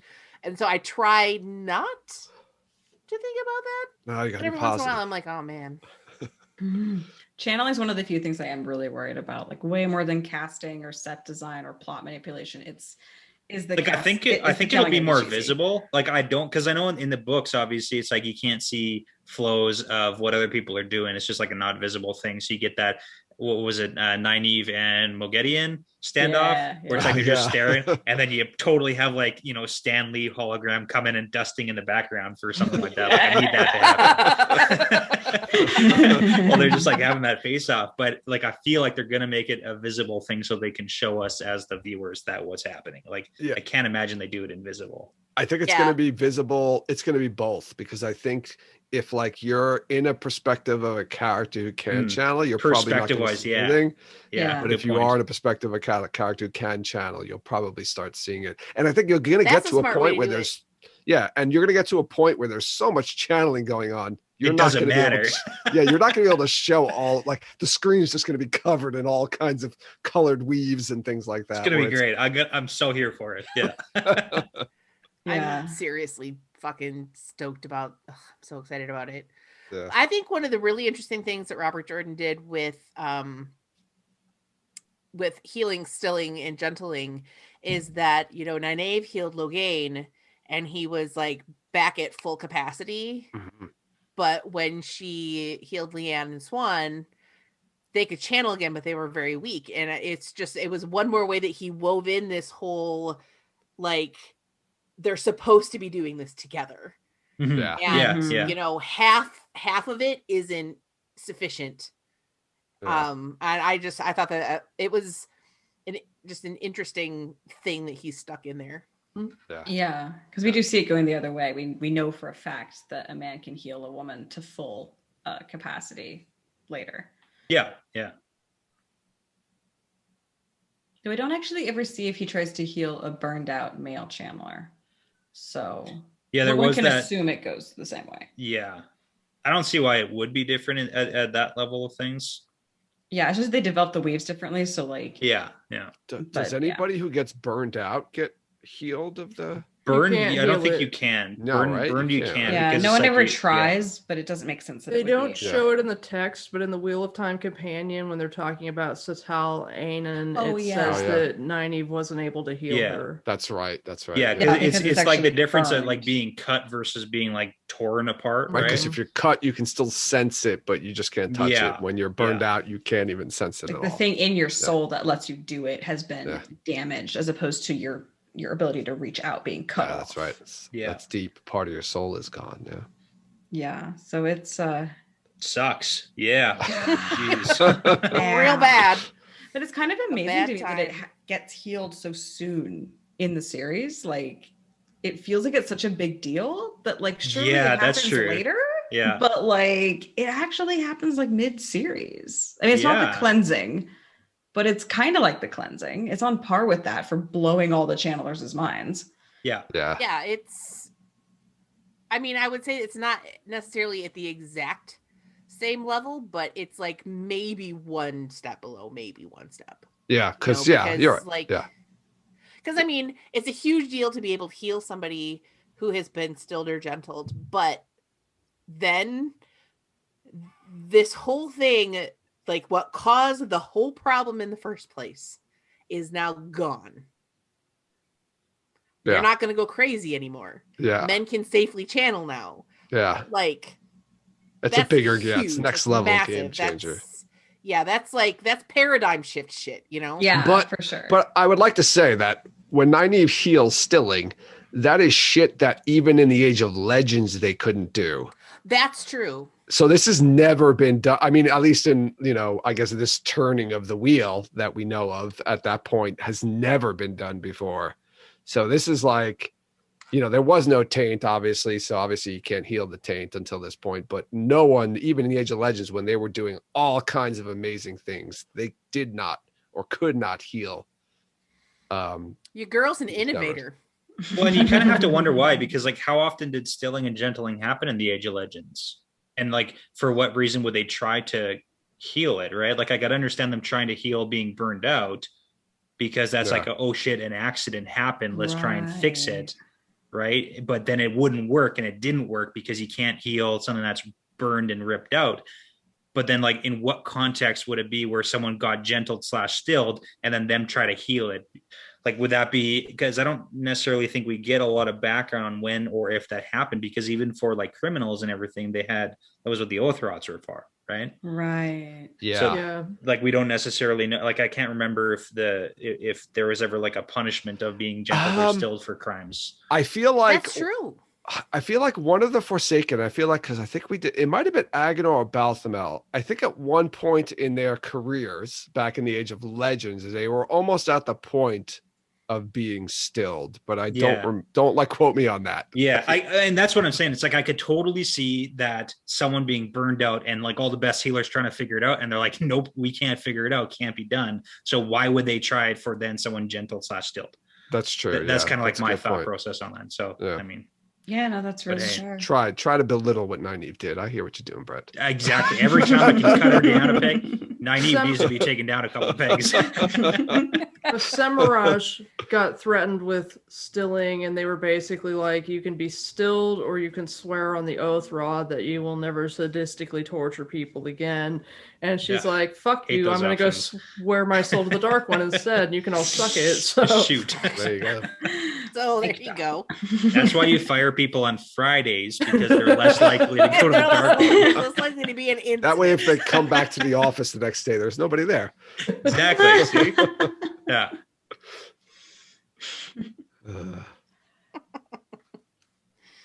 Do you want to move on? Other important things that happen in this book I want to talk about is that Oliver arrives. Mm-hmm. Yeah, Oh, Oliver. This is right. the book Love that Oliver. Oliver shows up in. And that's just everyone's favorite character, I think, short of Bella, which, Bella and Oliver go together at a point. So You know what I love was the speculation back in the day of Oliver and Guidel Kane. Yes. Holy man. Oh my God. So much And speculation. even though like the ages didn't line up, it just kept going. It didn't just kept matter. going. And I think RJ flat out said he's not him. But yeah, it he kept did. We're like, going. he must be lying. We don't He would care. totally lie to us. we don't care. Well, and honestly, it's plausible because Oliver is like, what, 8? Plus, Yeah. he's And when ugly. Brigida Ugly. That's all it gets is. booted out of Teleron Riyadh, then That was everybody's premise. That Brandon was the he's entire point. ugly, He's so he must ugly. be Guidel It's gotta be. Kane. Yeah, short and ugly. Well, Yeah. the way the Teleron Riyadh works, like the time is a little skewed, so it seems like conceivably, yeah, I was one of those people who thought that he was, and was frankly disappointed that he wasn't, because, I mean, come on, why not?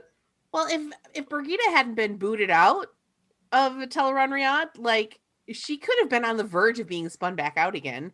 And like, look, my husband and I are 8.5 years apart. It's not unheard of. Like, My wife is a lot younger than I am, so yeah, I know.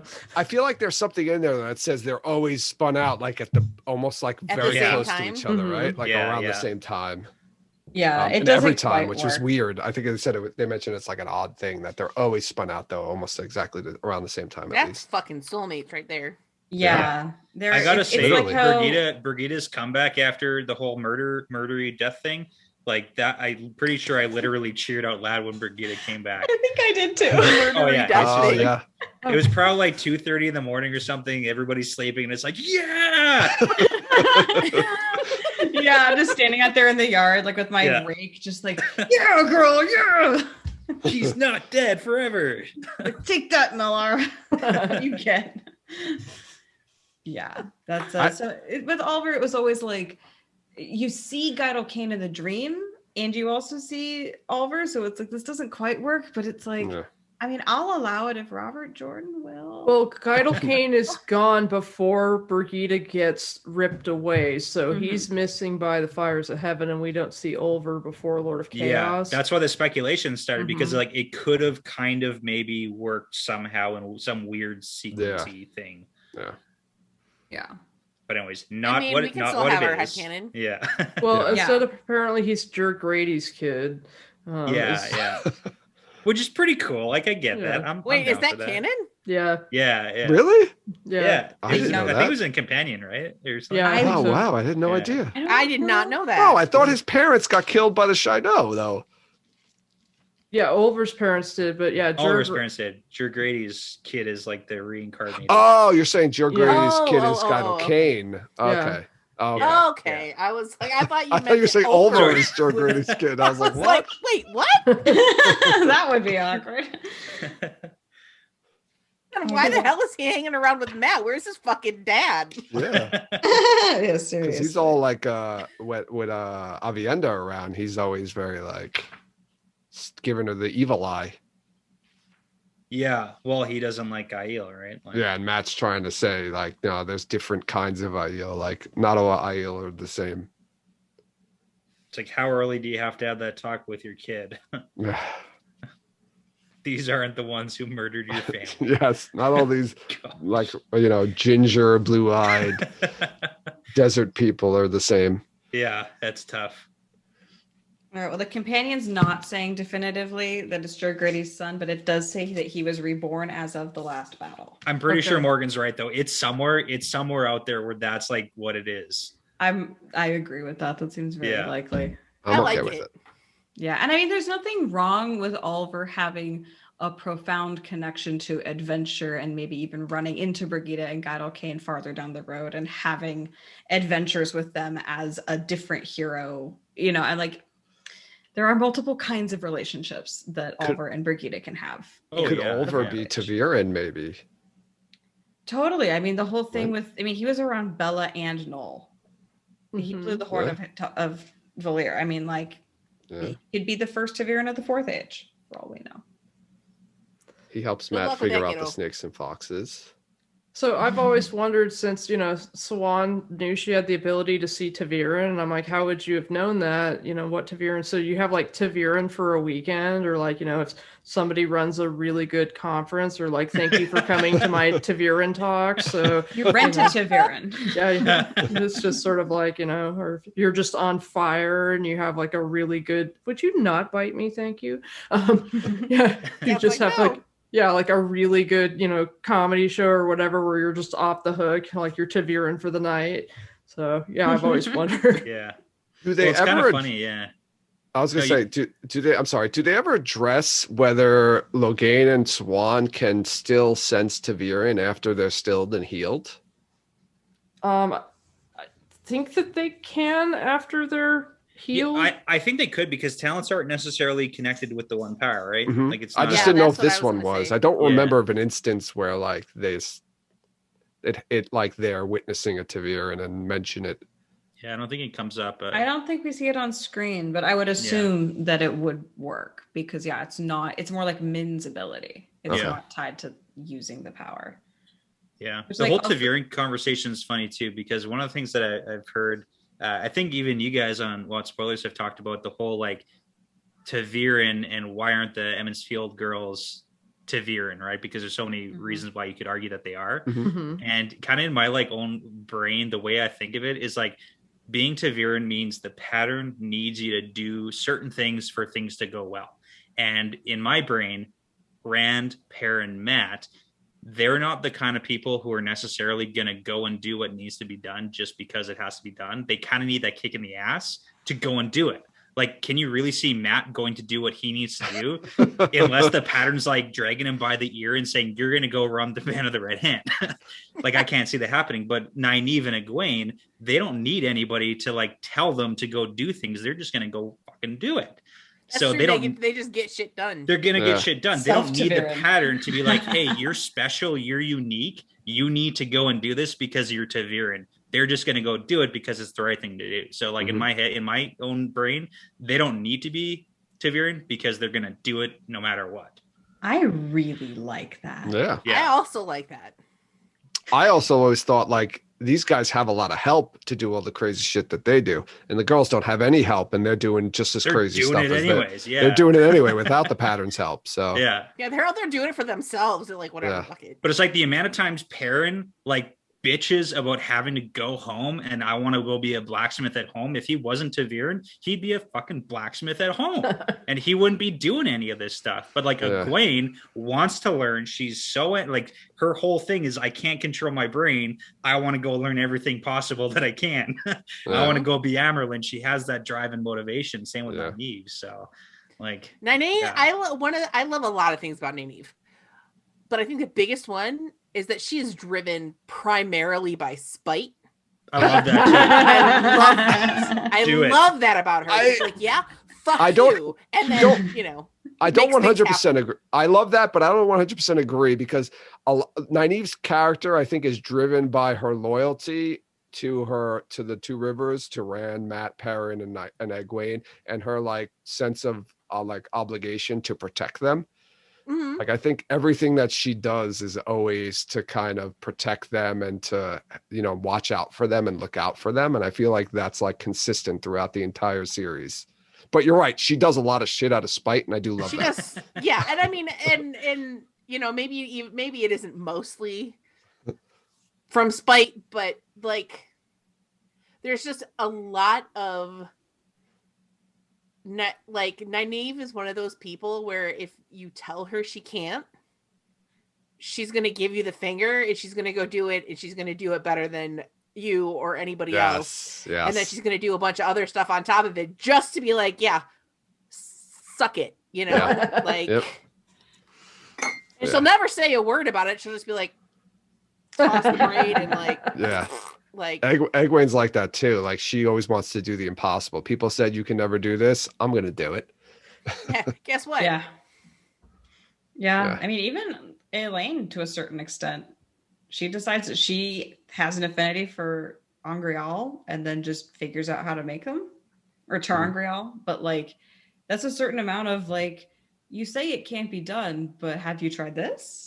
Like it's a dumbed down version of that attitude, but like you can see why the Supergirls are such a great trifecta. And is this the book? And I can't remember if it's this one or the Crown of Swords. Where does Mat get to Ibudar in this book? Yeah. Yes. No, not to Ibudar. To Saladar. I'm sorry, to Saladar. Right. Yes. Okay. So there's an amazing scene, and one of my favorite Mat scenes in the entire series is when he gets to Saladar, and you know Egwene's Amyrlin at this point. And he's like, what? Egwene's Amyrlin? This is crazy. Like, I got to Egwene, I'll get you out of this mess. You know, he thinks he's going to try to save her. But then, like, there's the point where he sees all the other Aes Sedai, like, treating her like shit. And he, like, kneels down and, like, kisses her ring and calls her mother. Because he's thinking in his head, like, nobody treats Two Rivers or an Emond's Field woman like this. And it's just like an awesome moment for Mat, and it like kind of grounds you. Like everybody thinks Mat's just like, you know, he's reckless and he doesn't care about anything, but he does. He still has that kind of like deep down, he's still that same kid from Emond's Field. And I just love that scene. I love that too. I forgot that happened, and I thank you for reminding me because I love that too. Mat is absolutely reckless. Mat wants to be lazy and he wants to not care about stuff, but he does, and he hates it. It's true. Why am I like this? Like, I don't want to care about these people. I just want to go flirt with girls and play cards. Yeah. It's really funny because in this book too, just with the whole Mat Egwene thing, it's like the Emond's Field 5 are so funny because they're all like, they all grew up together, and it's like anybody you ever grew up with, and then you know the shit that they did when they were kids and whatever, you're like hanging out on weekends and all that, doing stupid shit, and then you go to their place of work where they're like a manager or they run a business, and you're like, you're in charge of this stuff, like you, the person that I know, you do this? They call like, yeah, but it's like that weird dissonance where, I mean, Egwene and Mat, they kind of have that whole thing where it's like she's the Amyrlin seat and he's like the leader of the band. Like, what's happening? It's crazy. Like, I just kind of think back to like some of my high school buddies. Is like, if I see you in charge of anything, I'm gonna immediately assume this is bad. That's funny. Yeah, No, that's that's such a Along great the scene. same lines, like the people that you know that you're close to, and you'll just give them shit constantly and just bag on them and Yeah, bitch at yeah. them. And then somebody from outside says something, and you're like, okay, now we're fighting. Yeah, like hold You're like, up. no, Only you're I not say can allowed that. to do that. Only I'm Yeah, you allowed are to not do that. authorized. You are not authorized to qualified. do this, so now this is happening. Yeah, I love that about Matt. They have Matt and Egwene. It's such a sibling relationship. And it's like, oh no, we can fight all day. But like we are back to back the second that a third party gets into this. Like Yeah, Mhm. yeah. yeah, that's a really fun scene too, because Matt goes from like, I don't understand anything about politics. I don't understand leadership. Also, here's a really well-timed gesture that like pulls my entire army into staring down your entire like, hall of the tower. Just like, Well, just in the whole symbolism of having an army of dragon sworn show obeisance to their chosen Amerlin, it's almost like the first instance of, I mean, I guess he almost kind of counts as a foreign dignitary. Being a general is a form of being a dignitary, and being like, you may not take your chosen leader seriously, but here is someone who has serious weight, who has the backing of the Dragon Reborn, and who has a bunch of soldiers, showing honor to your chosen leader. And so that means something. And it's a really significant gesture, and more than just being nice. Like, and it gives pause to the Aes Sedai. And I think there are a whole bunch of steps throughout once they raise her in Lord of Chaos, and then going into Crown of Swords, where they're kind of like, maybe we did something without thinking it through too well, or the way that we thought this through wasn't the way that we actually should have thought it through. I feel like Egwene is absolutely not the woman they thought she was. Oh, no. They had no idea what they were getting. Oh no. So, Yeah, go ahead, Morgan. I'm sorry. Oh, it's like, I don't think that Ravens is a great prologue, but it is great to show you a lot about Egwene and her mindset before she leaves the two rivers, and to just give you an idea. And so you've got her, running around thinking about like what a drag all of her four older sisters are, and how nobody takes her seriously, and how she doesn't want anybody to tell her what to do because she's going to do what she wants, and how she wants to blow this joint, get the fuck out of here. And I'm just kind of like, so, here you got someone who's a little kid and is pissed that nobody takes her seriously and that she's being dismissed all the time. And this is the person that they're going to choose after she's like sick of being infantilized and dismissed. And obviously it's been happening her whole life, and they're going to pick her to be their Amerlin because they're planning on infantilizing and dismissing her. Yeah, that's bad news bears. Bad news. Yeah. They just It's absolutely did not take into consideration, or maybe they didn't know about the stuff that has happened to her. Mm-hmm. I think That it's stuff that they don't turned her know. smart, and like Yeah. she was already smart, but like that shit turned her hard.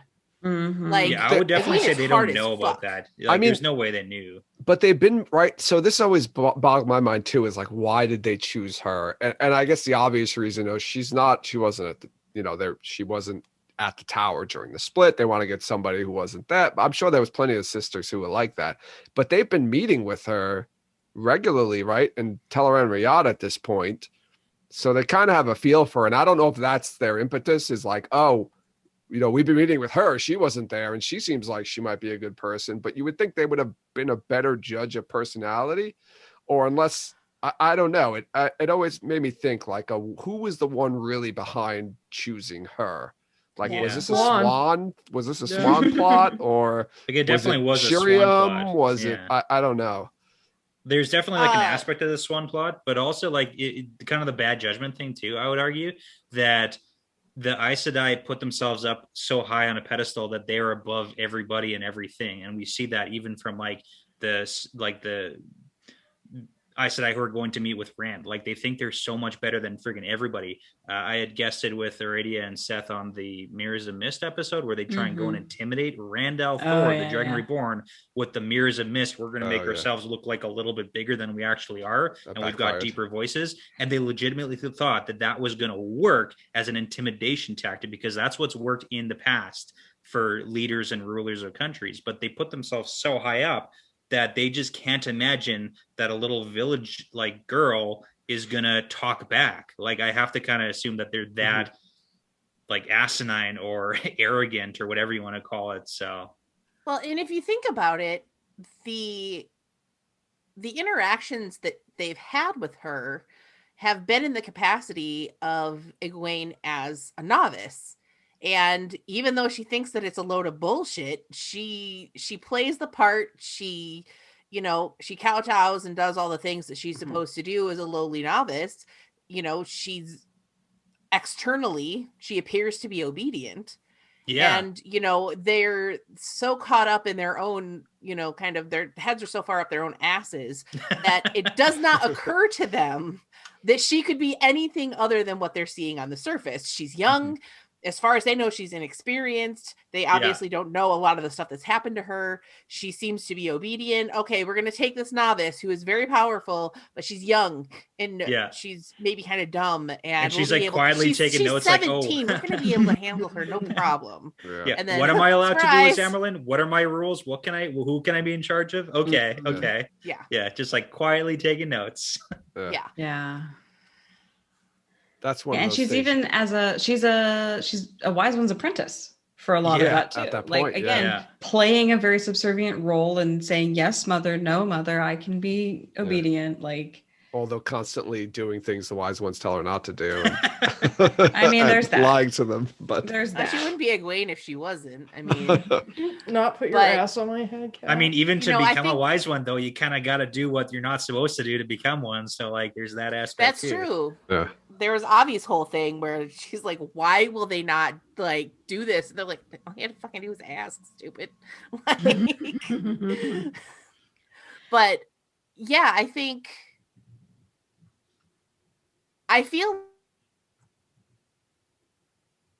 intelligent person, and her time with the wise ones really kind of honed that edge. You know, that kind of intellectual edge where, you know, she's able to think ahead and, you know, she was very subservient the entire time, but she was with like women who are brilliant leaders, you know, and so she absorbed so much of that when it came time for her to get raised Amyrlin, she's like, oh shit, now I can really fuck shit up. And then that's when she started playing her game. Like, she has to pay her toe too at this point, right? Before she goes with the wise ones. Yeah. Yes. Yeah. So she's still very much, this book is a lot of her finding her feet as Amyrlin. And then even Tom at the end is like, I'm not sure if she's doing things that will make her super powerful, but it could be, it might be a coincidence, or she's doing amazing stuff. Like she's at that point in this book is really just like, okay, I have to heal from meeting my toe. I have to learn the names of all these sisters in the hall. And then after this book, you know, this is when she really starts like grabbing them by the scruff of the neck and saying, no, sit down, shut up, and do what I need you to do. This book is just her being like, taking notes in the corner really quietly. Yeah, she's kind of getting pushed around left and right and just kind of following and trying to get her feet underneath her. Yeah, I feel like, I mean, I always had the impression that during this whole time, she was playing along with their bullshit to kind of lull them into a sense of complacency while she was, like you said, taking her notes and everything like that and thinking about all the things that she'd be able to accomplish and what she could do to accomplish those things. And then slowly starting to subvert quietly tiny little things that would make you think, so that she could really just kind of get a wedge in there. So then she'd be able to just like crack the whole thing open and be like, hey, guess what? Surprise! She's a very outside the box thinker. Mm-hmm. Yeah. With the White Tower, it's just so like they're all just so rigid in how they think and how they act, and she was just Yep. totally like way outside of that. Mm-hmm. Yeah, you thought Cad, Swain, and Moraine were going their own way. Well, have you met Egwene Alvear? You ain't seen nothing. Well, and I wonder if it's the fact that she spent so much time outside of the tower. You know, usually when someone gets raised Amerlin, they've been in the tower for ages and ages. Yeah. She's hardly spent any time in the tower. She's only a novice. She hasn't even been raised accepted. Mhm. So she hasn't been indoctrinated to all that stuff. She hasn't been in the tower for a year, right? I mean, she Yeah. spends most of that time out of the tower that she's in the tower. Yeah. And so she Yeah. hasn't been indoctrinated into all of that stuff. So she can come in as a Yeah. free thinker because, you know, she doesn't have the same mindset of, okay, this is the way we've always done it. So this is how we're going to keep doing it. She's a non-traditional Amerlin. Yeah. Yeah. And exactly what they needed. Oh, so badly. Yeah, for sure. Are you saying that there's positives to like electing younger people to the leadership roles? Is that what you're saying? Believe it or not, it is a good idea. I don't know if I buy that. I prefer the 150-year-olds. Yeah. Yeah, if they Well- don't have gray hair and wrinkly face, I don't know. Yeah, that's something to be said for, you know, Aes Sedai are exceptionally conservative to a certain extent because you've got to figure people who live that long get into this mindset of like, oh, things are how they've always been, when it's Yeah. like, no, that's not how it works. And Actually, it's not like that at all so anymore. yeah, They're playing the long game because, you know, they all live a long time. I don't Um, understand why anyone says Wheel of Time parallels real life. I don't buy that. I don't buy that. I see zero relationship at all. No relation whatsoever to what happens in real life. There's no channeling in our world. That's preposterous. Ridiculous. Oh boy. All right, what next? I saw something that I wanted to talk about. Yeah. And this is like one of my pet peeves of the entire series, and one of the things that probably the thing I hate most about Rand. Ooh, wow. Okay. So this is you know, you have a note here about Leia being lost in Shadow Logoth, Mhm. Oh yeah, the list. right? This is when the list starts, right? Is she the first person on the list? And this is what sets it off, isn't it? I think think so. so. Yeah. It The is. name that she leaves Yeah. on his soul is a wound he'll never let Oh go. my God. Yeah. It's just so like, Rand, come on. He's just like his like whole like mindset of like a woman cannot get hurt and woman cannot die. And it's just like, it's horrible, and it's a horrible character trait to have. I don't like it for particularly when you're a lot of looking at the reasons. women, when you're looking at the women who are sacrificing themselves for him. yes. These women are warriors, Mhm. and if you went up against them without the power, they would probably hand you your ass. Yeah. And If they're you doing this handed because his they want ass. to. Yeah, they They're beat the not crap out of him, victims, they're right? A couple warriors. of Like, times, yeah. right? yeah, they Yeah. beat the Go for it, shit out of dude. him. But yeah, it starts earlier with like his whole conflict with the maidens carrying his honor and everything. But this is like where it gets to like a point where it starts getting out of control, and he makes his list, and his list is only women, and it's only women that he and does he ever put that woman he kills back in the Dragon Reborn on this list? Right, that's like the first. Yeah, the nameless dark friend woman. I think she ends up on there at some point. Oh, okay. Yeah. I think. I have a question though, because like I too, along with probably most people, also hate the whole list thing, but I have to wonder if this list idea is something reminiscent of RJ's like war experience, where there's like this level of guilt that you have of maybe not women, but like being a commander going into battle and having people die on your watch because of Mhm. your actions or what you did or didn't do, regardless of whether it's real and it is your fault, Yeah. where you create this list and you can't let it go and it becomes an issue and it interferes with your real life. And like, I have to imagine like that has to be based on something more than just Mhm. like some, you know, women can't die trope. You know what I mean? Yeah. Right. I always tried to justify it with like Rand and his, you know, his mother, or who he thinks his mother died as young, and maybe that's something to do with it. Yeah. That Yeah. he grew up really without a mother. I don't know, but it's just like so over the top. I agree. Um, Like it's and it- over the top, like 100%. But Yeah, and I mean, Is it that- causes so much trouble in the series. I mean, Maureen basically dies because of, well, she doesn't die, but You think Morin Good ass dies for several because he just can't kill Lanfear, who's fucking horrible Forsaken. She's He can't even kill them. God, I was reading that and I was like screaming at the book, just kill her. Just fucking kill her. My dude, she is a Forsaken. She is here to murder your ass. She's gonna kill your friends. Yeah. And I love how like Perrin seems like the most conservative and in many ways sexist of them all, who in the end is the one with the least trouble of using female soldiers, and in the end is able to just snap Lanfear's neck and be like, no biggie, you know. It's just like, it's just a neck. Yeah. I've seen a concept of like you could have Rand like process his trauma by having a list for everyone who dies for him.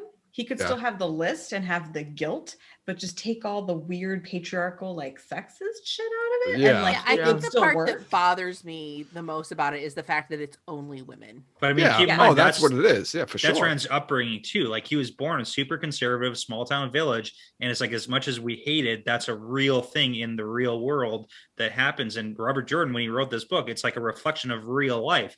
That shit happens, and it makes sense that our main characters are going to have those like patriarchal, terrible notions because that's how they were raised. Yeah, and it's Rand bad, is just but that's taken real to the life. extreme though, and like Matt and Perrin have it too, but it's just so like Rand's list and his constant battle with the maidens back and forth until like they finally come to a point where they and he's like, all right. I honestly feel like this was a plot device that was not very well written or very well explored. Robert Jordan was too heavy-handed with it. And the whole purpose of it was that that Rand gets to the point where he is officially too far gone when he's decided, no, it's okay, I can kill women, because he's hit that darkness at that point and he's seriously fucked up. And it was like that was his plot device to do that. Like he had this one line that he would not cross, and then once he was willing to cross that line, that's when that the world is probably better off without him, and that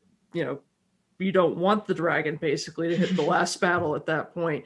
But it was not executed in a very good manner. It was too heavy-handed. You could have done it much more subtly, and but hopefully they do that in the TV show.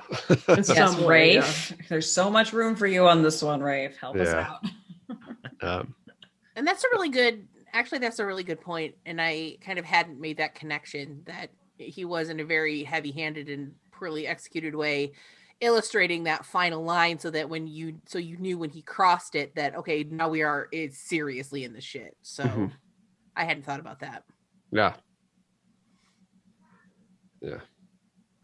Leah getting lost in Shadar Logoth is tragic for him, for her, for the Aiel, for a lot of reasons. It's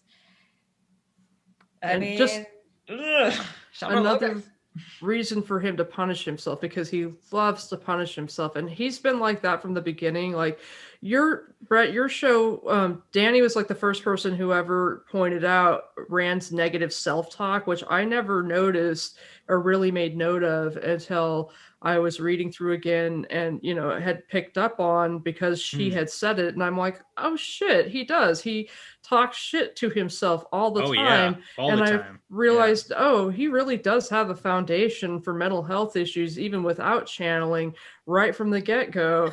And so it was kind of I'm like gonna keep an eye out for that. I hadn't noticed it either. Yeah, he really does talk badly to himself, even before Matt gets the Shadar Logoth dagger. Once he gets the dagger, you get whispers of self-talk where you're like, that's probably the dagger's influence. Right. But there's also just Rand's not very nice to himself, and he likes to punish himself, and Perrin likes to punish himself too, but not with the kind of like I think cruelty that Rand does for himself. And so absolutely. And it cascades, and he just becomes crueler and crueler to himself and punishes himself more and more and more, which is very much, a trademark of mental illness in a lot of ways. And then stacks on top of the whole taint, and then it also stacks on the whole top of his family issues of him like actually realizing that you know, Tam never had that conversation with him, which is like Mhm. also bad planning on Tam's part. But like, there's a whole bunch of issues that Rand has from the get-go.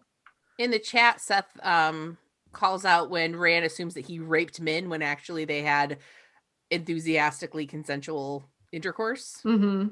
Yeah. which is just like, Yeah, because he's just like, wow.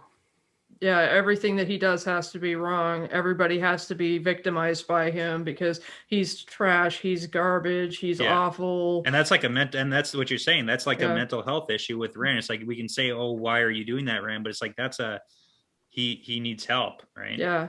And RJ starts with the base for that at the beginning, long before he ever channels. Yeah, very So- beginning. Yeah, absolutely. And Very it's fair. sad. It's really heartbreaking, you know. And one of the most heartbreaking things is to go back to the beginning after you finish it, because he's really such a sweet kid, and then Yeah. you're just kind of like, and then you know what's going to happen to him, and it's just like, it just kills me. It always just kills me. Mhm. So Yeah. yeah. But remember, at the end, he's got his pipe and he's a happy guy. Just got to remember that. As he walks away from his wives and unborn children. He gets Inside. he meets back to up with them. Yeah, because I'm sorry. If I were one of the women, the fact that he was ghoulishly inhabiting this other body that presumably Shadowspawn stole from somebody in the Borderlands, that would creep me out a little bit. Like, I wouldn't want to be a dick about it, but I'd be a little skeezed about it. I'd just be It like, might be a gots to go scenario. yeah, I might be like, you know, I love you, man, but Like, I made my peace with the loss of This the whole Yeah. thing, I well, just I don't need think some time to Avienda's process. pregnant at that point, so he definitely Avienda seems to accept it, Well, right? So I headcanon that she is, but I I've thought- gotten into debates with people. yeah, I thought she got preggers like the night before the battle. That's what I headcanon. I don't. Yeah, that's never. Yeah, I don't think there's any confirmation, but. Yeah. But, Um, you know. Somebody's Some people wanna tell me that masking Court- viewers But every time Morden's they go on a described as a date. very handsome young man. So Yeah, he's Almost handsome. pretty enough for Grandal. Yeah, he's Yeah. just a body that got stolen from some poor schmuck along the Borderlands Never somewhere. get and backstory it's to that body. Just ghoulish and kind of super creepy, and I just might be a little put off by it. But that's just me. I Do you mean, think it's the that they're fourth going to go thing. that route with it in the show, or do you think that they're going to actually let him actually die? the body. Oh, that's a good question. Are they going to do the don't body know. swap? Ooh, that's or like any a. of the transmigration reviving stuff. Like, You know what? You're right. They would have to do at least the initial, like earlier stuff to set up the Rand part, right? Possibility of it being a thing. Yeah. mhm. Like, they can't good just question. spring that us on us at the very end. They got to I- give us an instance of it being a possibility. I don't see how they work around the Ishamael Moradin part. Yeah, I don't know. I think they would have to at least do that one. Because, like, the thing with the true power is so confusing. Like, the first time I read it, because you don't even hear about it until book 7. Like, if you go back and read, you see instances of it. Like, you see it Yeah. in the prologue of Dragon. Oh, yeah, it's in the Oh, prologue, yeah, yeah. absolutely. It's But- there. When he appears, You know what I hate? The fact that in the Winter Dragon prologue, they talk about the one power and the true power. Yeah, he says the one true power. He The says one it- true power. he 'Cause does. That's He not does. confusing. That's what he says in the line. He says the one true power. So- I Yeah, think it's Billy the Zane worst. says, yeah. Yeah, I Uncle don't Billy know. Zane. I don't know if- Looking at Zane. Why does Uh, Ishi look like Look Billy? like Billy. Oh God! Sorry, I killed your servant Drew. Oh my God! Justice for Did you Drew. did you listen to the song that the guy wrote about the Black Wind? Yeah. That was Oh, that great. was- Was it Oh, the Busking in the Blackbird Ways? one? Yes. The one he did the Blackbird. Yeah, that was a great Uh-huh. one. I loved that. That was Actually, good. using the lyrics from the books. There were so many Yes. great fucking songs in that. That- I'm like, wow. No, I seriously, I want to have What Spoilers like just periodically review one of those videos at a time, like just like Yeah. across the next year, like just periodically, just be like, we're gonna take a while and just. I think love we're that gonna idea. commit to putting out song parodies like every couple Yeah. of months because it's just so much. I've like Oh, good. so many ideas have popped into my head from that. So And I Okay, was- like I wasn't gonna tell anyone this idea, but like because you guys are cool, nobody did Broadway covers. There was That's zero true. Broadway. yeah. Broadway is a wide open niche for next year. Dibs on Wicked. Yes. Oh. I got dibs on Hamilton. Well then Oh, I'm. Yeah, MK saying the Little Mermaid made it to Broadway. oh boy! That's true. That's Ooh, true. maybe I should dib some Sondheim instead. And so and also like everyone played instruments, and I'm like, well, the only instrument that I can even begin to play a song on is I once upon a time knew how to play the chords for Phantom of the Opera on the piano. Like I there you used go. to be able to do That's that. pretty cool. But it's an Andrew Lloyd Webber show, which is like. You want to know what? There's no shame in enjoying an Andrew Lloyd Webber show. Yeah. I like Phantom of I the get Opera. shamed every time I mention how much I love cats. You can Cats tell is those people good. to go right to hell. I'm not going to shame you for liking cats, but what I will say is that I don't fucking get the appeal. I mean, honestly, only 8-year-old me gets the appeal. The rest of me, Whatever. Fair. Personally, I don't even like musicals, so so that makes me kind of like a I'm with you, Morgan. yeah. There's more musicals for me. Yeah. I'm my just wife- saying, like Broadway, man. She Like, took me to A Christmas Carol, and I was all excited. And when they started to sing, she was like, "I wanted to die because I knew you hate musicals." When did A Christmas Carol become a musical? It was Besides just- the Muppets, I that's was the going to only. say Muppets. That's all I could think of. That's That's the only one. that- good Christmas Carol musical. yeah. anyway, There's a pretty crazy ending to this book too. I think, right? Going here. I don't think so. I think we're pretty much done. Yeah. well, before we get to the completely non-exciting ending, I also just want to point out that this is the book in which we get Osangar and Arangar, Oh yeah. and they each Oh, get yeah, sent that's on right. their respective subversive missions to the two towers. That happens. I mean, that links in with the whole body swap idea, right? That So was they what was kinda- making me think of that. The Yeah. first Yeah, of the yeah. body swaps, right? Yeah. I think it is important that they include the body swaps in the TV show, like however they want to execute that. But it is a thing that the Dark One can do, is putting people into bodies. And I mean, we can even talk about the whole immortality thing that the Dark One offers is based not on getting to live for all eternity in your body, but you get to keep switching into new bodies. Yeah, Lord of the That's Grave. reasonable. Right. Yeah. Like that's Yeah. the entire the concept of him pulling you back when you. Sorry, my cats are like freaking out right now. They're fighting each Mine's other. been being a shit this Good whole time. time. It's being cats. But yeah, that's the whole thing of like the Dark One. What he like, he pulls you and he puts you into a new body. That's like the immortality thing. Like I never really thought that it's just like Ishi would get to live forever as Ishamael, Mm-hmm. because even from Age of Legends, like he was who he was, and that body is the same body that he's had. But it's like it doesn't necessarily mean he's going to get to live forever in that same body if he hadn't have died Yeah. in that body. Yeah. And it's Yeah, always been that's- interesting to me that like the Lord of the Grave is a bad guy, and yet death is a natural good thing, and immortality is like the thing he offers out. It's just like death has a very interesting place in their cosmology. Yeah, yeah. And he's the only one that we know of. He's the only I was going to say you meet, but he's the only one you know of, or the entity besides the wheel or the pattern that has control over souls, or has some sort of control over the souls. But I mean, he obviously doesn't have full control to the extent that he likes to brag that he does, because Yeah. if you think about any hero of the Horn, any soul, anybody like that, it's not like he just gets like pick and choose any old soul. No, I feel like they have to swear to him. It has something to do with like oaths Yeah. or Right. swearing to him or something Yeah. like that. It's Yeah. like if you give in to that side, then you are Mhm. susceptible to it. But then there's also the whole entire concept of no one is so far gone in the shadow that you can't return to the light. So that really builds into the whole Christian ideal. And we know that Robert Jordan liked to pull a lot of like, Christian mythos and everything like that about if you, as long as you swear before you die and give yourself to Christ, then you can be saved, right? It's the exact Yes. same concept. I imagine it's a choice too. If the Dark One wants to bring you back, it's probably a choice. Like if you say no, then you're gone for good. But it's not like, I don't think he could bring you back if you didn't want to come back. If you hadn't I like like to- signed up before. Yeah, I like to think of it I that agree way. with Like, you. yeah. It's a lot of showboating from the Dark One saying, "Oh, I get to own everybody when you die," but it's like Mhm. not really. That's not really how it works.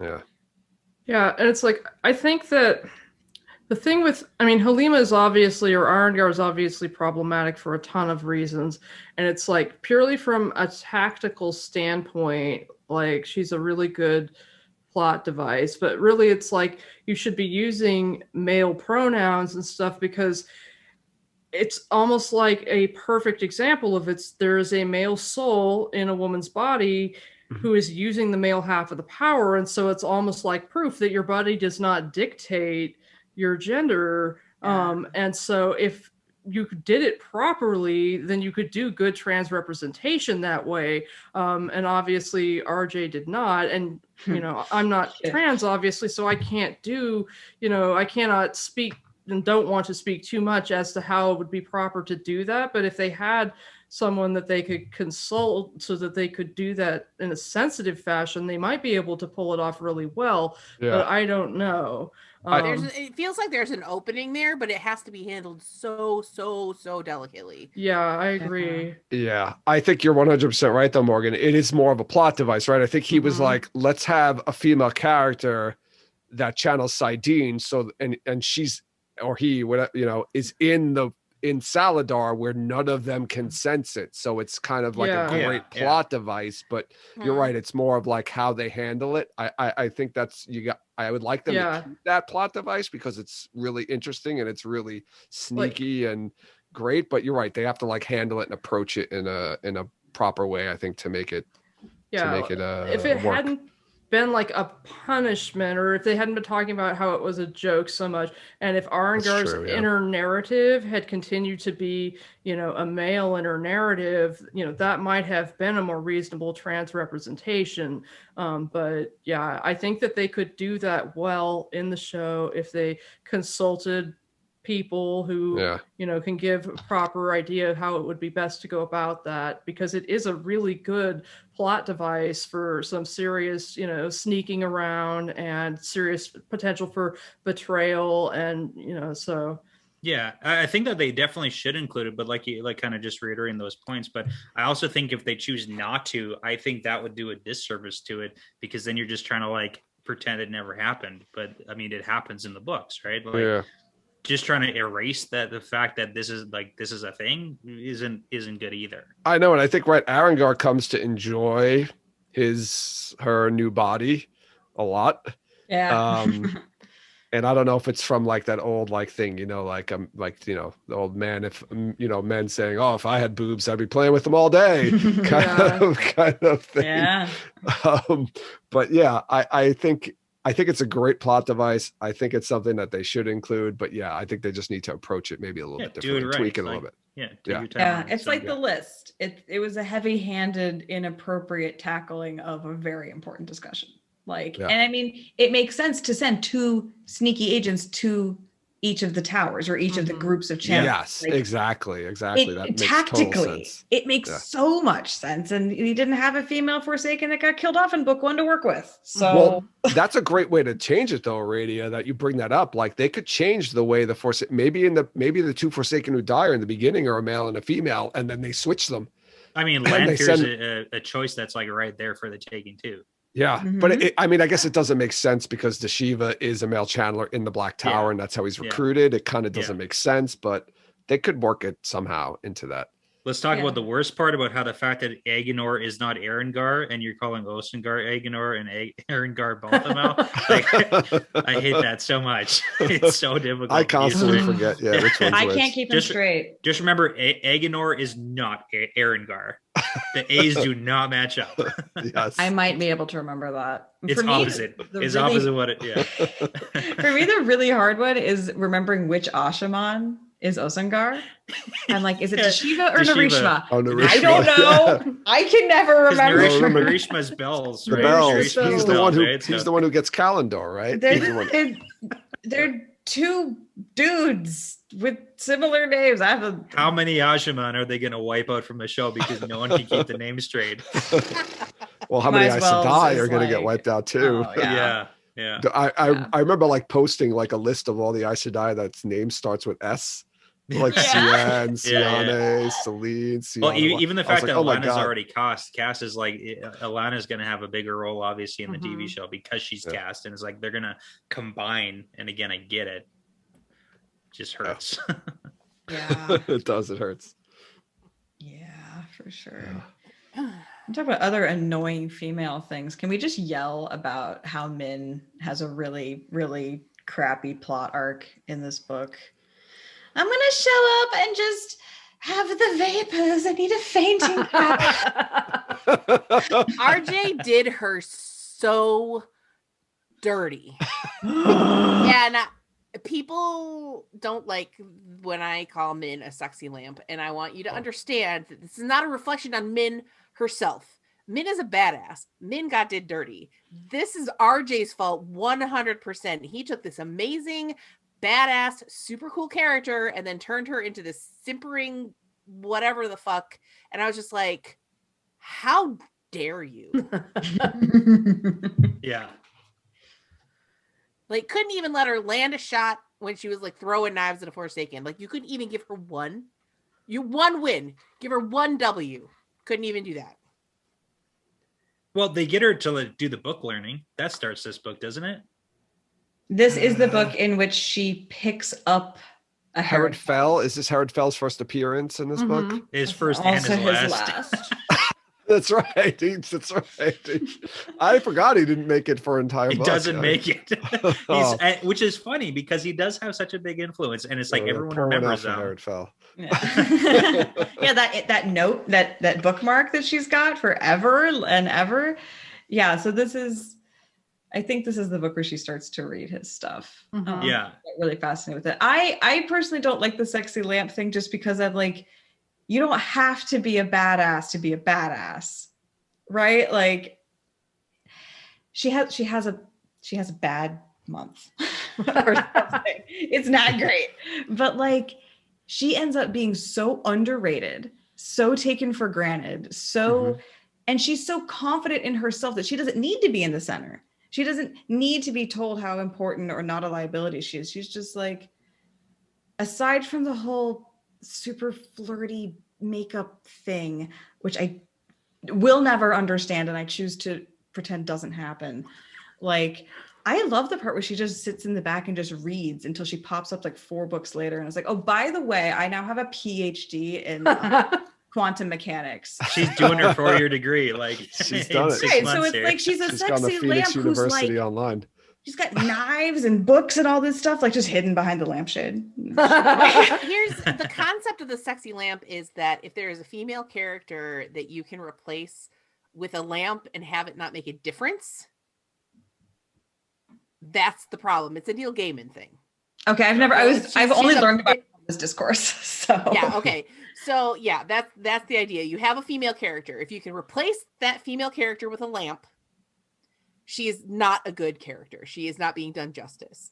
And so that is why I call Min a sexy lamp, is because about this time, she basically it's like a personality change.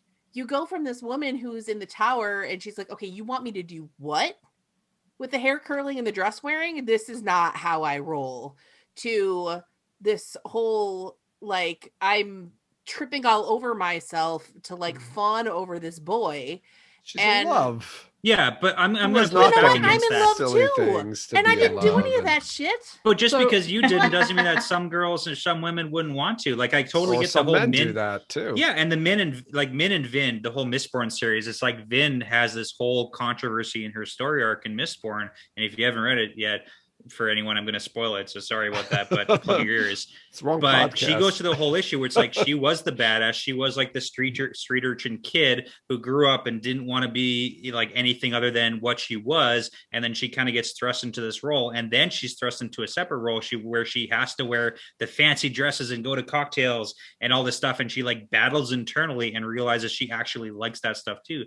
And I don't see any problem with Min wanting to be the badass knife throwing girl who wears pants and jeans and whatever you want to call it, but also want to dress up and look pretty for the guy she's trying to seduce, because it's like, why wouldn't you want to do that? I'm not talking about her dressing up and looking pretty. I am talking about a literal personality change where all she's doing is fawning over Rand. And and this is not, I'm not commenting on Min as a person. It does, you're right. I'm commenting on the way she was written. Yeah, okay? It so does for happen anybody who's that a way. Min stan out there, don't get all up in my junk, because I'm not saying that your girl is bad. I'm saying that she wasn't doing justice. I'm defending her because she was done poorly by. Okay? I think it was only for a period of time. So basically what you've taken is you've taken this independent woman and you've turned her into an emotional support animal. Yeah, okay. That's my it's only for a period of time. Yeah, I'm with Joe on this. Like, I disagree. It happened and it sucked. Yeah. So he uses her right to read people for a while. She's basically there. he's like, oh, sit and I'll hide you with the power and you can read people and tell me what you see on them when he's meeting with people.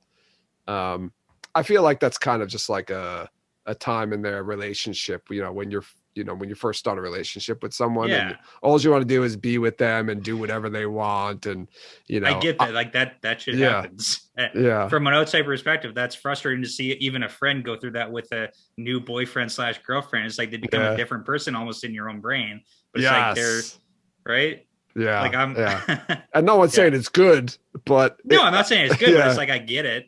Yeah, I get it too. And she changes. She gets out of that. She grows out of that. My issue with Min is that I think she's a shitty emotional support animal. What I dislike about her so much is the fact that,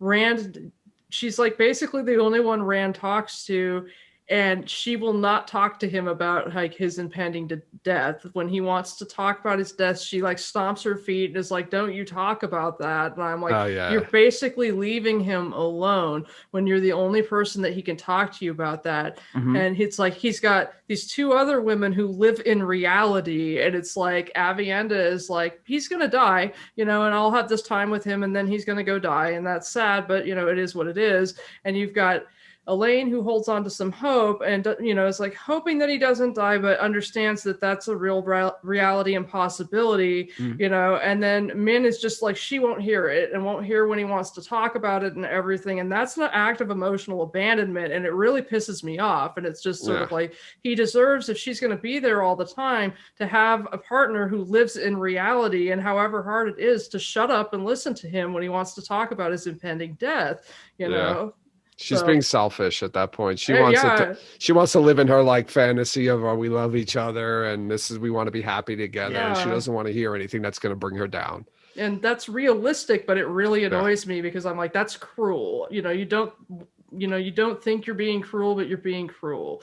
Your boy's in a hard place and he just wants to talk about how he's going to die. And it's sad and it's hard, but you got to listen, so. Yeah. But that's my beef with Min. And also she annoys me in book 6. She really does. And I feel like he was writing her because he felt like she was going to want to compete with Elaine. And the one thing that I will say is that Rand never wants her to change. Like, he's never thinking in his head that he wishes she were anything different. Yeah. And that's good. Mm-hmm. That's a great point you made there, because you're right. I think she's very she's self-conscious. She's very self-conscious, and she's thinking like Rand's in love with Elaine, and Elaine's like a beautiful woman, and she's trying to compete with that, and she's trying to overcompensate. And that's probably where that whole wanting to be pretty and kind of being a little bit more forward with him is, because she's feeling very self-conscious, and she's like, how can I compete with these other two women? Which is funny, because out of the three of them, she's the one who's in bed with him every night. I know. Well, that's like, that girl, happens. What are you competing again? You're there. Well, that doesn't happen though until that doesn't happen until like the end of this book, or right? Does she even get? Is it in this book or? No, it's next book. I thought they were. I thought they were already shaking. Yeah, not until Fel dies. No. Yeah, they bone down in book 7. Yeah. So. Yeah, and then she's with her. Yeah, and then that's when she kind of changes. I think is obviously when they're sleeping together all the time. But I think that's where a lot of it comes from, though, is just literally her self-consciousness and insecurities. When you're trying to compete with Elaine. Being a sexy lamp almost seems like a good strategy. Yeah, and I feel like his logic in writing it was, understandable, but I think he was a little heavy-handed with it, because I feel like,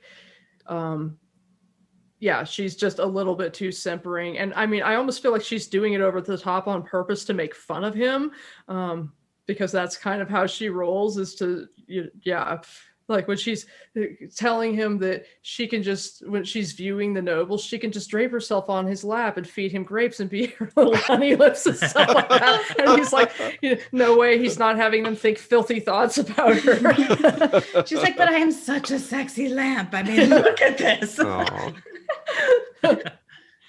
Sidebar, every time I think of a sexy lamp, I think of the leg lamp from a Same. Of course. Who Yeah. else? That's what I thought. Like, thank you so much for explaining it to me, because that's all I've Fragile. ever been able to have in my head, and it has not helped my like resolution around this issue like at all. So like, I have much more appreciation for the criticism of the sexy lamp now that you've given me the correct backstory. You're very welcome.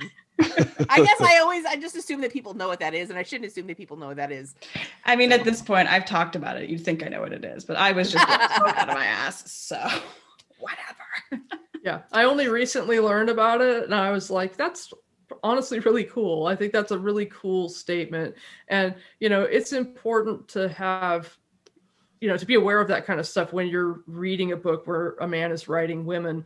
I'm actually interested, you know, my wife is younger than I am, and so having her as a, you know, member of a younger generation reading a book like this, hearing her insights about it is interesting. And so because she's early enough in it that it's like they're just leaving Emond's Field, and so she's just having this perception of Emond's Field women and how they're, you know, really assertive, and she feels like he wrote them almost aggressive instead of assertive, and like he crossed over that line. And she's like, so my judgment about whether he can write women well or not will depend upon whether all of the strong women in the book are, you know, aggressive. And, you know, so I'm like, okay, well, just keep reading, because obviously not all of them are like that. No. Read and find out. Yeah.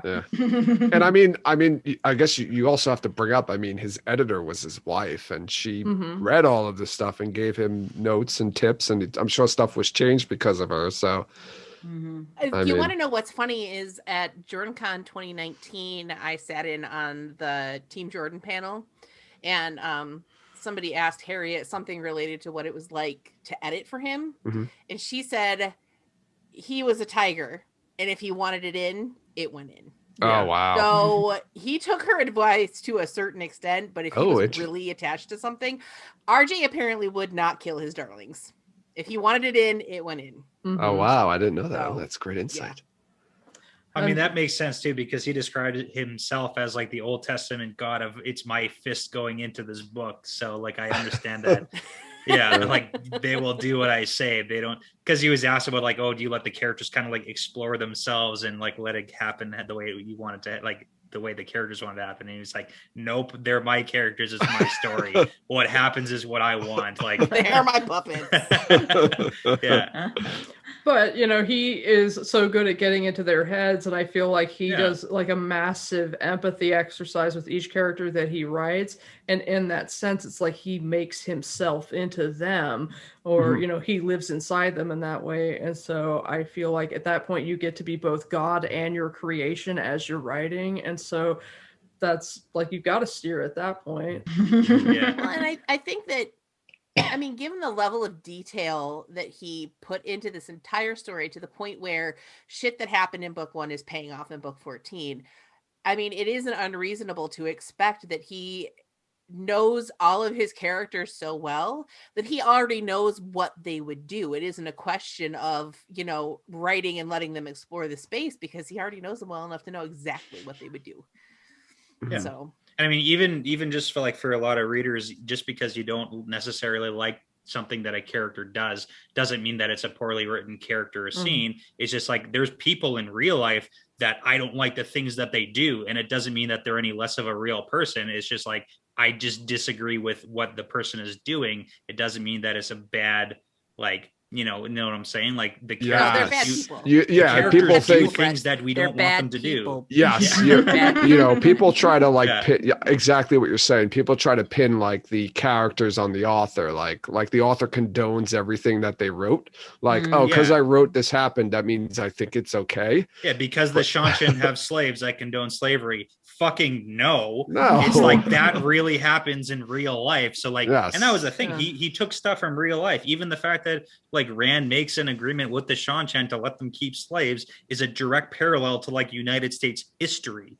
Like, unfortunately, that shit happens in real life, and that's why it's so relevant. And that's why when you read it, you should look at it and think, oh my God, this is terrible. that's a good thing that you look at it and Yeah. think But don't it's think that the terrible. author think that that's okay. Yeah, of Yeah. course not. But it's Yeah. like how you would But have people the worst do. book. People do that though. Well, those people are stupid and shouldn't listen to, shouldn't read the book. I You agree. should listen with to you our on that. podcast collectively. I think- Well, you shouldn't, because you're going to hate what I have to say. People are bad and they should feel bad. Yeah. Yeah, so much of what he does isn't like, making a moral judgment so much as just being like, what would realistically happen from this? And that's what Yes. I love so much, is that he uses so much logic and reason to determine, if A, then B, what would happen from C. And many of the frustrations I've heard from people who either give up on the series because they're like, it's fantasy, I want the fantastical, to use the fantasy medium to affect a happier ending. And it's like, but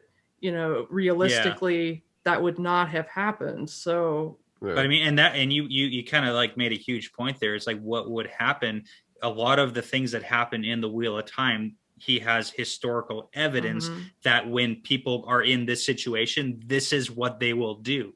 Mhm. If people are put into a life or death situation, they will make the wrong decision and choose the bad option and do the wrong thing to save their own butt. Like, that's what happens. Yeah. Whether or not you agree with it, it doesn't matter. That's right. But by Exactly. the same token,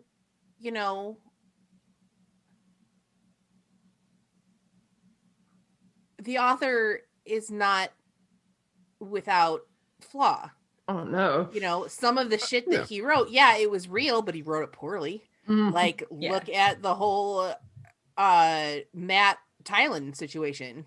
Mhm. Missed the fucking point on that one, bud. You Mm. whiffed that one big Yeah. time. Yeah, Like, I'm actually on up what to that. planet is making fun of assault and rape a way to illustrate that men can be victims of it as well?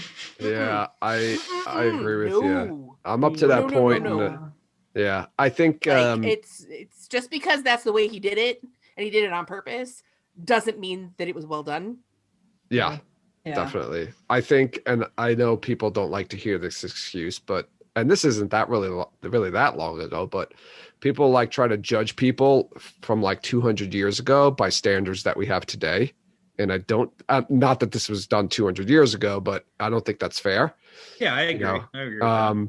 But I think, it was poorly I done. actually- I think things were, that was a little bit more normal when he wrote that. Not that I'm saying it's okay, but I think that was a little bit more normal. It definitely, if you look back on it now, it's definitely weird. And I'm up to that part in Crown of Swords right now. And I'm listening to it and I'm like, ooh, yeah, wow, this is a little bit too much. Like, Well, I it could mean, definitely even been this, handled even this better. conversation that we're having in another 20 years, it could very easily, every single one of us in this conversation, people could look back and be like, these are terrible people. It for could the be a things that banned they're book saying. in 20 years. That Well, I book, mean, because we're Crown not of at Swords. we're We not don't at some know. like They're banning objective Dr. moral Seuss. peak. They're right? banning Dr. Seuss books right now. So No, they they're could just be not banning- publishing I think anymore of Right. I it. think there's more to it and then they're not actually banned. They're just not Somebody publishing. Oh, they're not posted publishing more. anymore. Yeah. Okay, yeah. So they might not publish so anymore. they're just Crown out of of print. Swords. But Out of print. you know, No here's longer. my perspective on it. Slavery was accepted however many, 400 years ago. Doesn't mean it was okay. Doesn't mean it was right. Doesn't No, mean there it were was certain moral. things. Doesn't there's- mean it was yeah, correct. Just you're right. because the majority of people at a period of time thought that something was okay or funny or acceptable or whatever, doesn't mean that it actually was. No, You I know? agree Of with course you not. there. There's a There was line. a point in time when it was okay for the rule of thumb. Yeah. That's how Mhm. big a husband's stick could be when he wanted to beat his wife. That's Right. not okay. Yeah. Beating your wife is not okay. It's never been okay. It was acceptable by society, but it wasn't okay. Yeah. So I think it's perfectly fine to judge people's actions based on today's standards because we're getting better. We're understanding that it's not okay to try to do a humorous take on somebody being forced into sexual intercourse against their will. It wasn't okay when he wrote it. He had a really wrong-minded idea when he and Harriet decided to do it that way. And we recognize that now. And I don't think that it's unfair for me to say, okay, yeah, he was a middle-aged white man in the 90s, so he gets, I will excuse it. No, I won't excuse it. It was bad and he shouldn't have done it. And Right, but it was progressive for its time, and I think oh, there what were I'm, definitely parts of it that were progressive. Yeah, I think But- what I was trying to say is I'm not saying that, everything is acceptable that happened. I'm saying there's a sliding scale, and the line the line is constantly moving as to what's acceptable and what's not acceptable. And I'm not Especially in saying art, like, right. yeah, and I'm not saying I'm not saying rape, that's a different story. That's a clear line, or slavery, that's a clear line. But there are things where, 100 years ago, it was okay to do something, not, certain things, not rape, not slavery, that aren't okay now. And we don't want to go and judge people necessarily on certain things then. That's all I'm saying. I'm not saying, there are certain things, exactly what you said. There are certain things that are never acceptable, but I think there's I take a much, much, much harder line on that than probably a lot of people. Okay. Well, yeah, it's, you know what? Real And it's hard hard. line. I find it hard to judge things like that when you didn't live back then and you never experienced life back then. And I think that's the key. Well, and I guess it's difficult to be able to kind of understand exactly where you're coming from because you're not giving me a specific example. Exactly. I know. And I'm sorry. I don't have a specific example for you.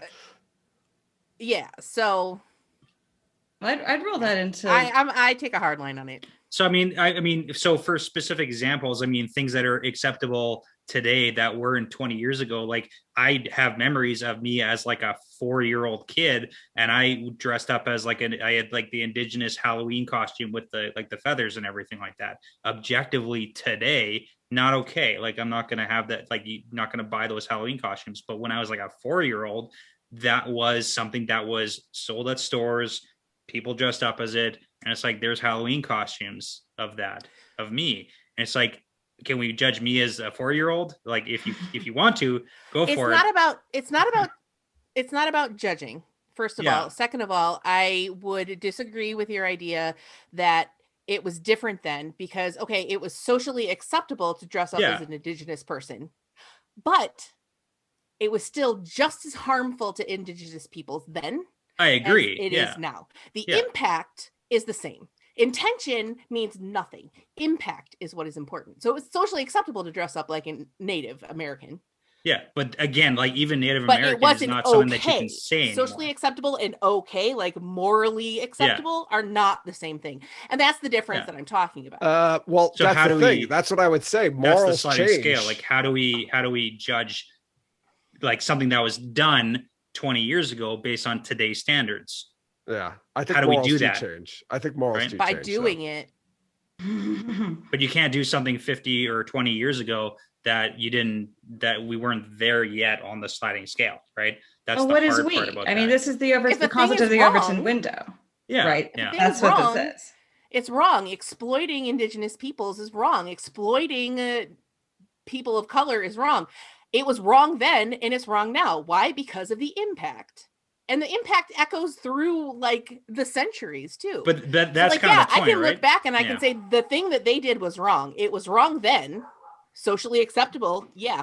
Morally acceptable, no. It was wrong. Yeah, but what I'm saying here, wrong. what I'm saying on here, but you wouldn't judge is them the same way. There's going to be something that you are doing today that in 20 years won't be acceptable. People are going to look back on it and they're going to say, Jess was super wrong-headed about the shit that she said, and it's probably going to be the min stuff, to be perfectly honest. But you know what? I will accept that. Yeah, because it's very possible that something that I do, in fact, it's pretty much guaranteed. Yeah, I think our point is like you shouldn't be wrong 20 years from now. You shouldn't judge people the same way, though. I think. And if people want to judge me according to their current standards, that's fine. No, they shouldn't. The point is that you are not a piece of shit, Jess. Even if 20 years from now someone is going to be like, she was so wrong for the stuff that she was doing, it's like you're not a piece of shit. Yes, no one should be judging you for something you did now that was. Nobody really saw anything wrong with it, but now, but 20 years later, they see. I said it well, before. that's the whole like gasoline cars. Like people are going to look at everybody in the 20th century and be like. Let me defend myself. I didn't say judging. I never said judging. This is not about judging. This is not about judging a person. This is about looking at something that a person did and saying that was wrong. Okay. Okay? We're talking about actions. We're not talking about people. Yeah. Okay. I think there are other things though that people, I think there are other things that weren't wrong or aren't wrong now that will eventually become wrong. Oh, absolutely, because that's the way things evolve. Yeah, Especially, and I don't even necessarily think at that's me correct. Yelling at you guys and be like, God, that fucking bitch. Yeah, I don't necessarily even think that's correct. I think that's a slippery slope. But what was it? Lord of Chaos. What was that we talking about? War crimes. right in If line I with ever got a breath, war crimes. Ran in the box, being tortured. War crimes. Neil, Oh, we didn't talk shall be about Rand knelt. in the box. The power dynamics of Rand in a box and Neil, you shall be knelt, I feel like is the logical place to take that demise wells of a debate. I thought Because I don't know. I The thought this Neil, was you a will be lot knelt longer. fits into that. Yeah, Sorry. I remember the first, like way back, that this was a lot longer. Rand was in that box for a lot longer time, but Yeah, really it not felt in the like a box long for time. Feels like a It long felt like time, he but was in it for weeks. it's How a long was chapters. It felt like he was in it for like a quarter of the book, but he's only in it for Yeah. like 2 chapters. He It's was, like, but the come on, Rand, time-wise, how be long a was man. it? time-wise, like it's days, probably weeks? about 10 days. It's a really long time. Yeah, it is. It is. It's I can't remember if it's 10, 13, 16. It's a We've been long over it so many time. times. And but then it's they're way beating long. him every, who's the one Aes Sedai who's Galena. Galena. That And bitch. Katarine and Arian. Yeah. Galena. Even Arian stops doing it after like The the second first time. 2 nights or the second time because she's like, he killed my warders, but I'm not an evil piece of shit. And this has reached the point where Yeah. it's not right anymore. So I'm gonna just go off and cry alone. So Yeah. And like Galena. that torture is meant to soften him, it's meant to control him, it's meant to break him. And it does all those things, and yet the Aiel are like, yeah, I mean, I guess you can like walk it off or whatever. yeah, they're like, it was wrong that they took you, but yeah. Okay. So Rub some dirt on it. So I always love what RJ does with contrast, because Galena is the most horrible person, and so he ends up giving her to Tharava, who is like so scarily awful, and it's like, do you ever feel sorry for Galena? Nope.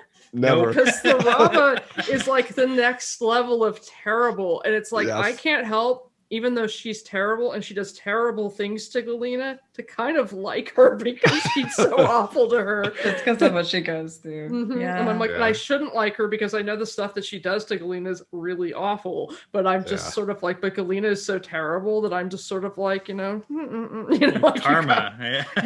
like how's It's like, that listen, karma? we're just looking at consequences. Actions Yeah. have consequences, Sucks and these to are yours, my suck. friend. Yeah, that's kind of like how I feel about like the kneel or you will be knelt. Because like on the one hand, lots of criticisms with it, but on the other hand, like I'm on team you Rand. kind I of don't know. fucked up. Like Yeah. And Well, it wasn't. Oh, go ahead. I was just gonna say, well, it's Taim saying it, and he's a bad guy. So yeah, it's like he shows up in the middle of a battle and is expecting to take control of stuff, and like, I mean, what else is he gonna do? Just be like, oh yeah, I'm a bad guy, but I don't know. it was so badass at the time, though. And I mean, like, there's something to be said Rand for needed in it. that, right? Yeah. Rand needed that show of display, that show of control, that show of these women who are hunting you and torturing you. They're under control for a minute. The You gotta go. person that he says that to is not the Tower Aes Sedai. He says it to the Saladar Aes Sedai, who are like, wait a Yes. minute, we're your allies. And he's Yeah, like, no. You crossed We're your my friend, boundaries. dude. They're like, you're not my friend. You're all I the told you same. 6 could come, and here is 9. You were with those people. You can swear fealty or you can fuck off and be a prisoner. And they're basically put in this position where, and then Taim just as his extra gross creep factor. But it's like, yeah. So it's always made me very uncomfortable. But at the same time, it's like, that's not something that Rand would ever say. And it's not like he's in a real good place mentally, or I think even like keeping track of everything that's going on. He's probably super distracted, so it just gives Taim a chance to menace a bit. And I mean,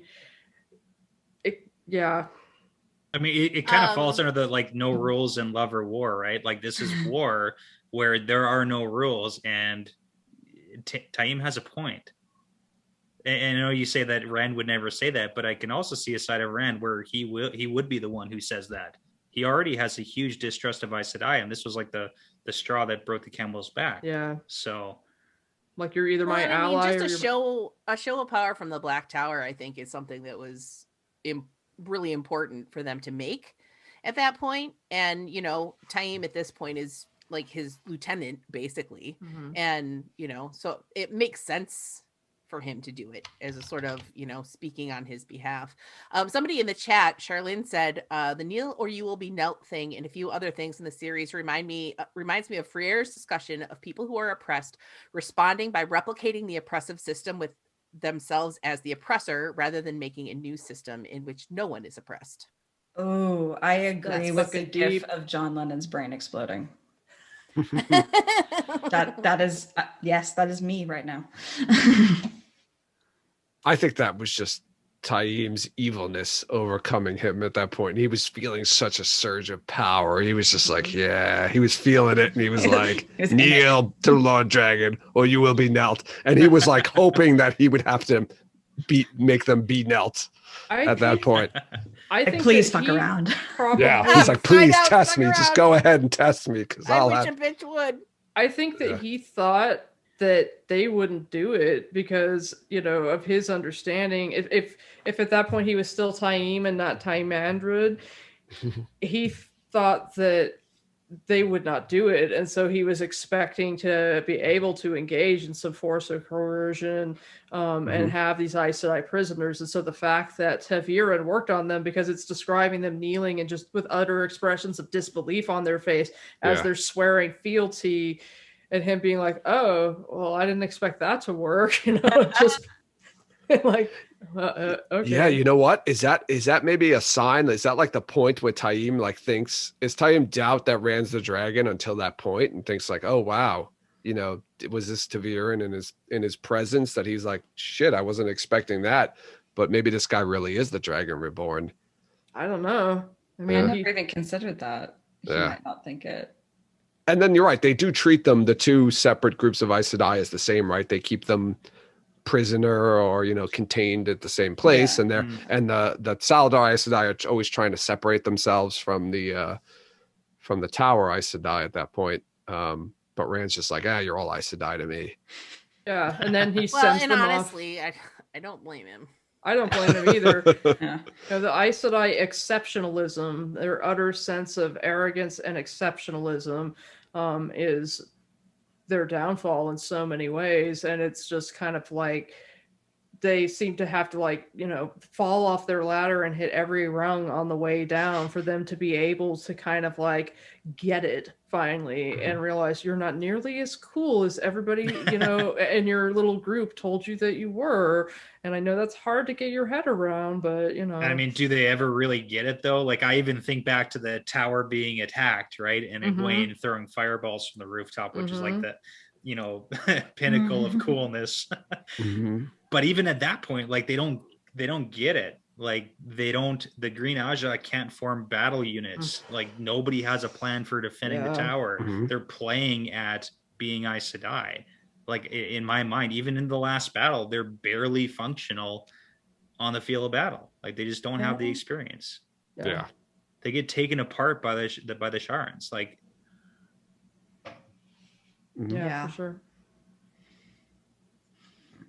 I seriously don't understand why the Green Aja was not continually sending groups of sisters to the blade Right? to learn how to actually, I don't know, fight something. Yeah. Concept. the only thing that makes sense to me is like Black Aja making the tower ineffectual. Like, if you wanted to, any reasonable person would look at the White Tower and be like, okay, we should have the Yellow Aja out in every town and village. You set up hospitals. What better way to recruit new Aes Sedai is setting up hospitals throughout all the cities and towns and villages. Have the Green Aja, you get hired. It's kind of like joining the RCMP. It's like, as soon as you join the RCMP in Canada, it's like you go north or you go to another town or a village or whatever, and you serve 2 to 5 years as a cop in a small town because no one else is going to go there. So it's like Green Aja should literally go to the Borderlands for your 10-year stint fighting off Trollocs, and then you can come back to the tower. And it's like, have these every Aja doing what you're supposed to do, and the only way to explain away why they suck so bad is it's got to be Black Aja influence, because it's like 30% of their numbers are bad guys. And I feel like a lot of the Green Aja, or at least a good portion of them, are Borderlanders too. It seems like. Absolutely. Like, why wouldn't you go home and serve and defend in Right? the borderlands for 5 years and then Yeah. recruit people? Like, Browns should set up schools and Brown should be Okay. setting up schools all over the place. Like, So- are you kidding me? here's a question that I was wondering, because depending on like power and general skill, it takes Aes Sedai longer to become full Aes Sedai. So some of them, can become Aes Sedai really fast. Like Moraine became an Aes Sedai at the age of 22. Some of them aren't, don't become Aes Sedai until they're like almost 40 or whatever. Do you think that depending on the age at which you become Aes Sedai, that influences the Aja that you choose?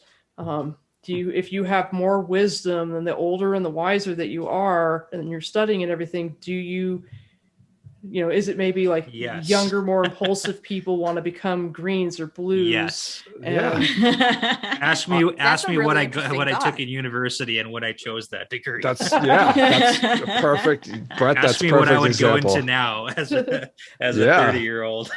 I think your mind changes over that time. yeah, 100%. Yeah. Well, I mean, Yeah. that's my whole deal is like, if we want to get tangenty, if Egwene was born in any other timeline, she would be a Red Aja in my brain. mm-hmm. She would be the Mhm. Red Aja who brought the Reds back to what they were supposed to be. I mean, looking at her character development from the get-go, she was always in her own brain, someone who was like, can we trust Rand? Can we, like, what should we be doing? I mean, look who she picked as her keeper, right? Yeah. It's like, Right. if you had like in a regular time frame had Egwene brought up in like a relatively stable tower, she would get sucked into the Reds, I think, and she would be the one who like corrected the course for Well, what they were I like supposed to that be. so Yeah, much. I mean, That's I think really- her that's her really choice interesting. for the keeper, though, I think was more of a political move than anything. And It also was, just pure but she also respect. really respected her. Yeah. Yeah. No, and no, her she Relationship. did. Yeah. I agree, but I think it was also Egwene was thinking of it politically as well. I'm sure if there were, she had a choice between a couple of different people. She was like, Sylviana's good and she's Red Aja. Yeah. I'm going to pick her because she's red and that's going to help unite the tower. Well, you got to think too. It's like a lot of times when you're young, you make choices for yourself based on what you think you should be. And then when you get older, you accept what you are. So it's like, I'm sure if I were a young person, I would be like, oh, I should be green because, I want to be cool and powerful in battle and everything. And now I'm, 43 and I'm like, I'm a white. I'm lazy. I want to be in the Aja that requires the least amount of effort. I want to sit Yeah. around and think about shit. And, I like reading. I want to spend my day in the library. I Yeah. get it. When I was in my 20s, I absolutely would have been like a Brown Mhm. because, I would feel like that would be the place that I would need to be. I'm almost 42. I have no fucks left to give and I just want to blow everything up. Green Aja for me. Well, I mean, Right even on. the concept of Ajas is like, it's a terrible idea because, again, people change over the course Mhm. of life. What if I choose? Can I switch? Yeah. Like, we have that weird thing with Swan and Liana, or Liana, or Liana, or Liana. Oh, I However you wanna let say it fall. But like, they get to like re-choose their Aja after they get And stolen they choose in the different. field. Well, Well, Liana Liana does. does. Leanne does, yeah. Yeah. She goes green. But like that's But it's yeah. such a crazy idea. It's kind of like lumping people into this category that doesn't necessarily jive. Well, Yeah. it makes It's sense a if you consider career, the though. origin of Ajas. They Yeah. used to Yeah. be temporary affiliations. So Which Yeah. again, the Oh, whole it like did. Okay. yeah. you, I you didn't have know the that. in like real life, you got like the 70-year-olds who spent like 55 years in one industry, but like now, like I've personally have had so many different careers in my life. But that's I've the had, whole like, point of 4 like old versus Completely unrelated jobs at my current company. I've been there 7 years and I've done like 4 different. yeah. And I mean Yeah. that's what I'm saying. Like Unrelated. your career can change. So why couldn't you switch Ajas? Why don't Yeah. you have all the hot shots in the green and then they get a little bit older and like, actually I want to reevaluate. I So- am ready to retire. Yeah, right? Totally. That's a Like good maybe you're point. like a yellow and you're out there doing a bunch of clinical research and then you're like, I actually want to come home and like work on data models. I'm gonna go be a brown.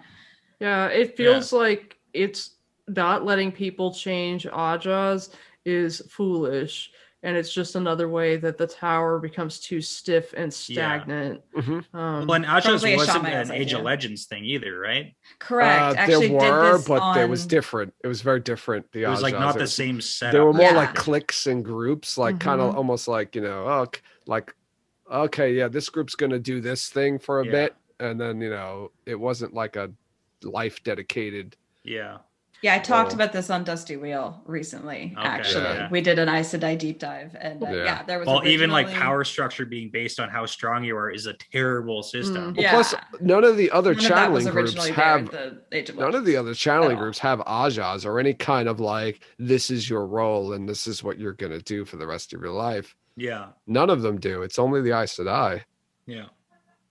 Because So- Black Aja and Ishi and stuff. Yes, absolutely. only thing that Shamael makes created sense. Ajas. Shamael I did really everything. haven't ever given that much thought to the impact that the Black Aja actually had on the structure of the White Tower. It's But every bad. time Brett brings it up, I'm like, I fucking duh. mean, that's the Yeah. point is That's they're the not deep what they state. should be. Yeah. They're The not what history they Yeah, is- and should honestly, history's like I kinda- knew the Black Aja was there, and it literally never occurred to me that the reason it's such a fucking shit show in there is that because They the Black want it Aja's to be a mixing shit show. everything Why up, would you yeah. want a strong, cohesive you group? Like you wouldn't, wouldn't. if especially like I get it. I get Ishamael knows what he's doing. Like he's a smart guy. Mhm. He's not stupid. Yeah, no, Although- academics and people are He's- bad, but we're not that bad. Point of order. How long do we know how long the Black Aja has been active in the tower? Since Because the Shamael Well, they weren't was only very organized until they weren't Since the organized. Trolloc Wars. Yeah, the until Trolloc the Wars. Trolloc Wars. That's Okay. when Ashamael organized all of like the evil Aes Sedai into like the Black Aja. But that's like Okay. still 2,000 years to do some. Yeah, I mean Yeah. there were bad Aes Sedai before that, but they weren't very organized or like didn't have like an official kind of organization. Yeah, I would bet that he found whoever the Black Aja was and made them formal. I don't think that he. invented Yes, them out of exactly, whole yeah. cloth. They Yeah, would that's be- your He initiation. organized everything. Yeah. So, yeah, I was just kind of wondering, like, at what point did they show up? I think it was You know- 1,000. I think it wasn't even the Trolloc Wars. It might have been. I think it was after the Trolloc Wars, to be honest with you. Because then you think, okay, how long did it take everything to break down? Assuming that they were, you know, a sort of healthy organization when the Black Aja first got there. Like, realistically, how long do we think that it would take for them to subvert everything to the point that we're at now? You know, do we feel like that's something that would happen quickly, or would it be like? It's a I feel long like game. shit like that can happen really fast. I mean, it can, and it's just But- being like it's the whole like all they have to do is be ineffectual. They don't have to do anything like nefarious. They just have to not be competent at what they're doing. They have to be ineffective. So it's really more of like a long con. It's a Yeah, long I con, think and that's the so. whole thing. And I think there was like a couple of scenes where we got like Ishamael talking to some of his like peons in the dream or whatever, and he was like, if we don't figure it out in this life, we'll figure it out in the next. And they're thinking like, wait, what? I thought I was gonna be I thought this So I was does gonna it be like the matter new if I succeed? Yeah, yeah. It's kind of like I thought this was like signed a up for. yeah, it's like Ishi's thinking long game, and everyone is just being used as an object on the board. So Yeah. So are we finishing up? We're getting on 4 or 3 hours. oh my goodness. Oh my We God, are it getting been under that 3 long? hours. We've gotten through everything I had on my list. We could maybe just talk a bit about how each of your guys' podcasts is sort of anticipating this book, and try to wrap up in the next like 7 hours or so.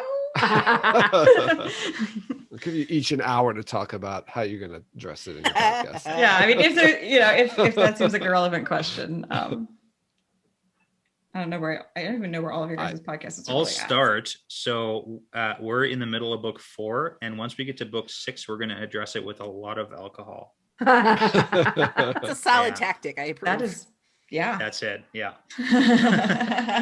Well, at that point, the kids will be like a little bit older. It'll be good. We'll have fun It'll with be fine. it. Yeah. Well, I'm excited because I'm listening to your latest episode, and you guys are so fun. Like, Danny's getting so excited, and it's just great. I think she's gonna have a great time. Yeah, we're really hitting the stride with Shadow Rising. Like it's such a Uh-huh. good book too. So It is. Although the ending to Shadow Rising isn't one of the greatest endings, but it's a good book though all around. Mhm. It's like a book that's kind of like it's up there and it just stays up there. It's It's the not like info dump. it doesn't You have get like s- peaks and valleys so much. You get so much information in Shadow Rising. Yeah. The world opens up so much. You get like the Aiel stuff. You get Rand's parents stuff. Like there's so much detail, and you just open up to an entire world of Wheel. It's got the best the best ending out of all is the Two Rivers. Perrin's ending, Mhm. the Yeah, Golden yeah. Eyes is probably the best part, and then I'd say the next best part is the Nynaeve. That's the Nynaeve yeah. Morgedian battle, right? That's so good. And the That Rand shit's one is like the just, last. so Yeah. good. The Rand one is like, okay, yeah, that's like the very end one. It's just like, yeah, It's that's so not as funny. good as the other ones. It's like the Hugh comes with the dawn when he's like, I'm the Yeah. card. And it's like just crickets in the background. It's like- Yeah, the other two endings are much better, but yeah. Yeah, this book I- ends with a bang, but Oh yeah, that's a corker. you know, Yeah, it's one of the best Heyo. endings. it's less of an information dump. It's more of just a Action packed. You ever It's like see a- sausage being made? Yeah.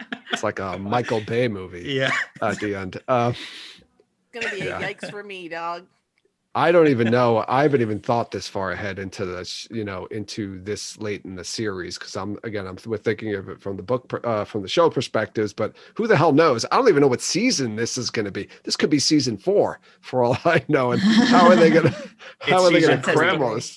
It's season 3. I like Yeah, who yeah. knows? I don't even want to think. I can't even think about it until season 1 comes out to kind of give us a baseline of like Yeah, where pacing. Yeah. of the pacing, and probably not even Yeah. season 1 because I think season 1's going to be mostly the Eye of the World with maybe a teeny bit of the Great Hunt. I think when you get into season 2, things are going to start changing. So I don't even want to try to make judgments as to what this book is going to look like in the show until I have at least 2 seasons of the show under my belt. So Yeah, it's the book with like one of the greatest battles of like all time. Oh, yeah, that- they're ever. keeping So that, like yeah. they have to keep Dumai as well. Yes. Where do they Oh, yeah. put it is kind of going Yes. to be what you get to struggle with. Where in the I narrative can- do they decide? And it's Exactly. going to be so dark that no one's going to be able to see the fight even happen. It's going to be good. I hate it when they do that. I hate it so It's going to much. be raining. It's I'm going to like, be I'm pouring, old. right? I can't see. Why did you do this? to me? It's going to be a lot of rain, very dark. We're gonna be sending out a thing for redheaded extras.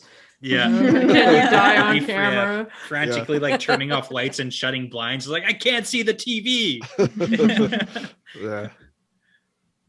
I think for me, with the show, I don't know.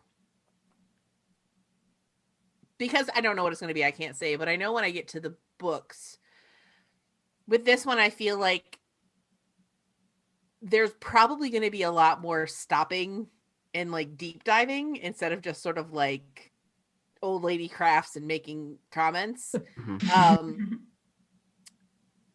Because I mean, a lot of shit happens that like requires discussion, So yeah, I assume there's going to be a lot of deep dives, and the videos will probably end up being a lot longer than the earlier ones. So that's what I'm thinking.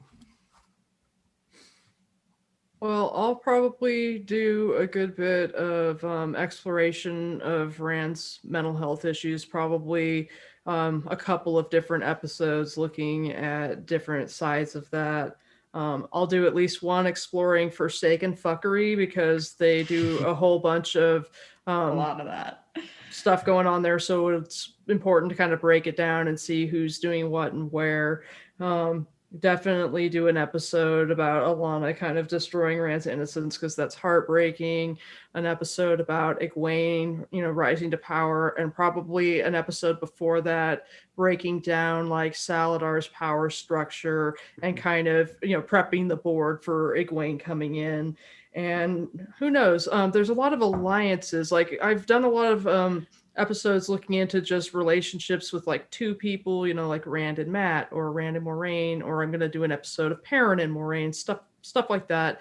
But alliances at this point, like there's, Nynaeve, Elaine, Lyanna and Swan, so it might be really interesting to explore that alliance. There's so much material here that I think that when I get to it, and then I'll have to spend more time really kind of breaking it down and thinking about it. And then with Dumais Wells, I'll probably wait to do that until I get into book 7, so I can look at some of the scenes where Rand's experiencing trauma, and plus, book 7 starts right after the battle, so I can kind of go back and forth.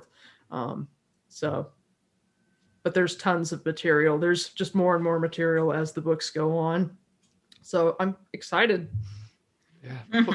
Book 7 picks up like in the battle still, right? From another Basically, yeah. perspective, right? Yeah, it's it's like 20 so minutes cool. later. Yeah. From a different POV. So that'll be a lot of fun to do. Yeah. So Yeah. We forgot too. Fucking books, y'all. Yeah, I mean, we totally forgot like the very beginning and the very end of the book with the Forsaken, right? With the Demon Dread travels to Shia Ghul in the beginning. Oh, yeah. And then Well, we at the also end, didn't when talk he goes back. Doesn't Land yeah, he shows up at the end. show up? Land shows up? Right. Yeah. This is where Land comes back. How Land nice. finally makes it to Oh. Morel or whatever. Mhm. Yeah. Yeah. Oh, yeah. Yeah, this is 3 hours though, so like we're out of time. We'll do like We're out a of time. tangents But at too, the end, yeah. did I do good? Right? Demon Dread Oh, goes to yeah. the Great Lord. Yeah. Did I do well or Great something Lord. like that? Yeah. Which Yeah. just, I think Seth and I decided that means it has to be because he brought the Black Tower. He's like, why Taim like knew to show up, Mm-hmm. Yeah. and that must be like that's the only thing he could have done to like make the Great Lord happy with him. Yeah. 'Cause, Right. yeah, it's he spends I guess he kind of opens and closes the book, and it's like, what were you doing the whole time? Yeah. Yeah. And then there's the scene Busy between in the shop. Samael and Grendel where Samael's like, where the hell is Demandred? And she's having this conversation about Shara and showing off her two people. And he's like, what's this bullshit she's driveling about? And the whole time Yeah, she's yeah. giving him the Big old clue. information. Yeah. Yeah. Yeah. Yeah. Well, if you guys have anything else you want to say about the books per se, We do, but Um, not tonight. Yeah, it's bedtime, so we probably shouldn't say Yeah. It's so late where you guys are. Yes, thank you guys all so much for showing up. This was really fun, long-winded. Thank you so much for having us. Yeah. We Yeah, like- thank you. Great. That was fun. I had no idea what we were going to get into or how this was going to go. I'm still getting really used to running meetings or whatever. So you guys were all great sports. You were Really great. appreciate it. Thanks. And I mean, what a freaking community. Like all of us getting together, like how many of us put parodies into that song contest that just blew all of our minds? Yeah, I mean, it's more than half of us put in parodies. There's so many podcasts. There's so many communities that we talk. Like, how many servers am I in that don't have a podcast but have a robust community associated with them? That's associated with all the podcasts. Like, everyone here's so great. I mean, especially Yes. podcasts that interact with each other. Like, there's Yeah. so many fandoms that have podcasts, but it's like, what's the overlap is crazy in Wheel of Time. Yeah. Like, I don't even it's understand awesome. it. It's Yeah. awesome. That's one thing. Like when we started the White Tower back in 2018, I was absolutely shocked that we were embraced immediately. Yeah. Like, Yeah. and there's no sense of competition. It's all what's going on at Seth's house? Dogs. Bongs everywhere. Okay, good.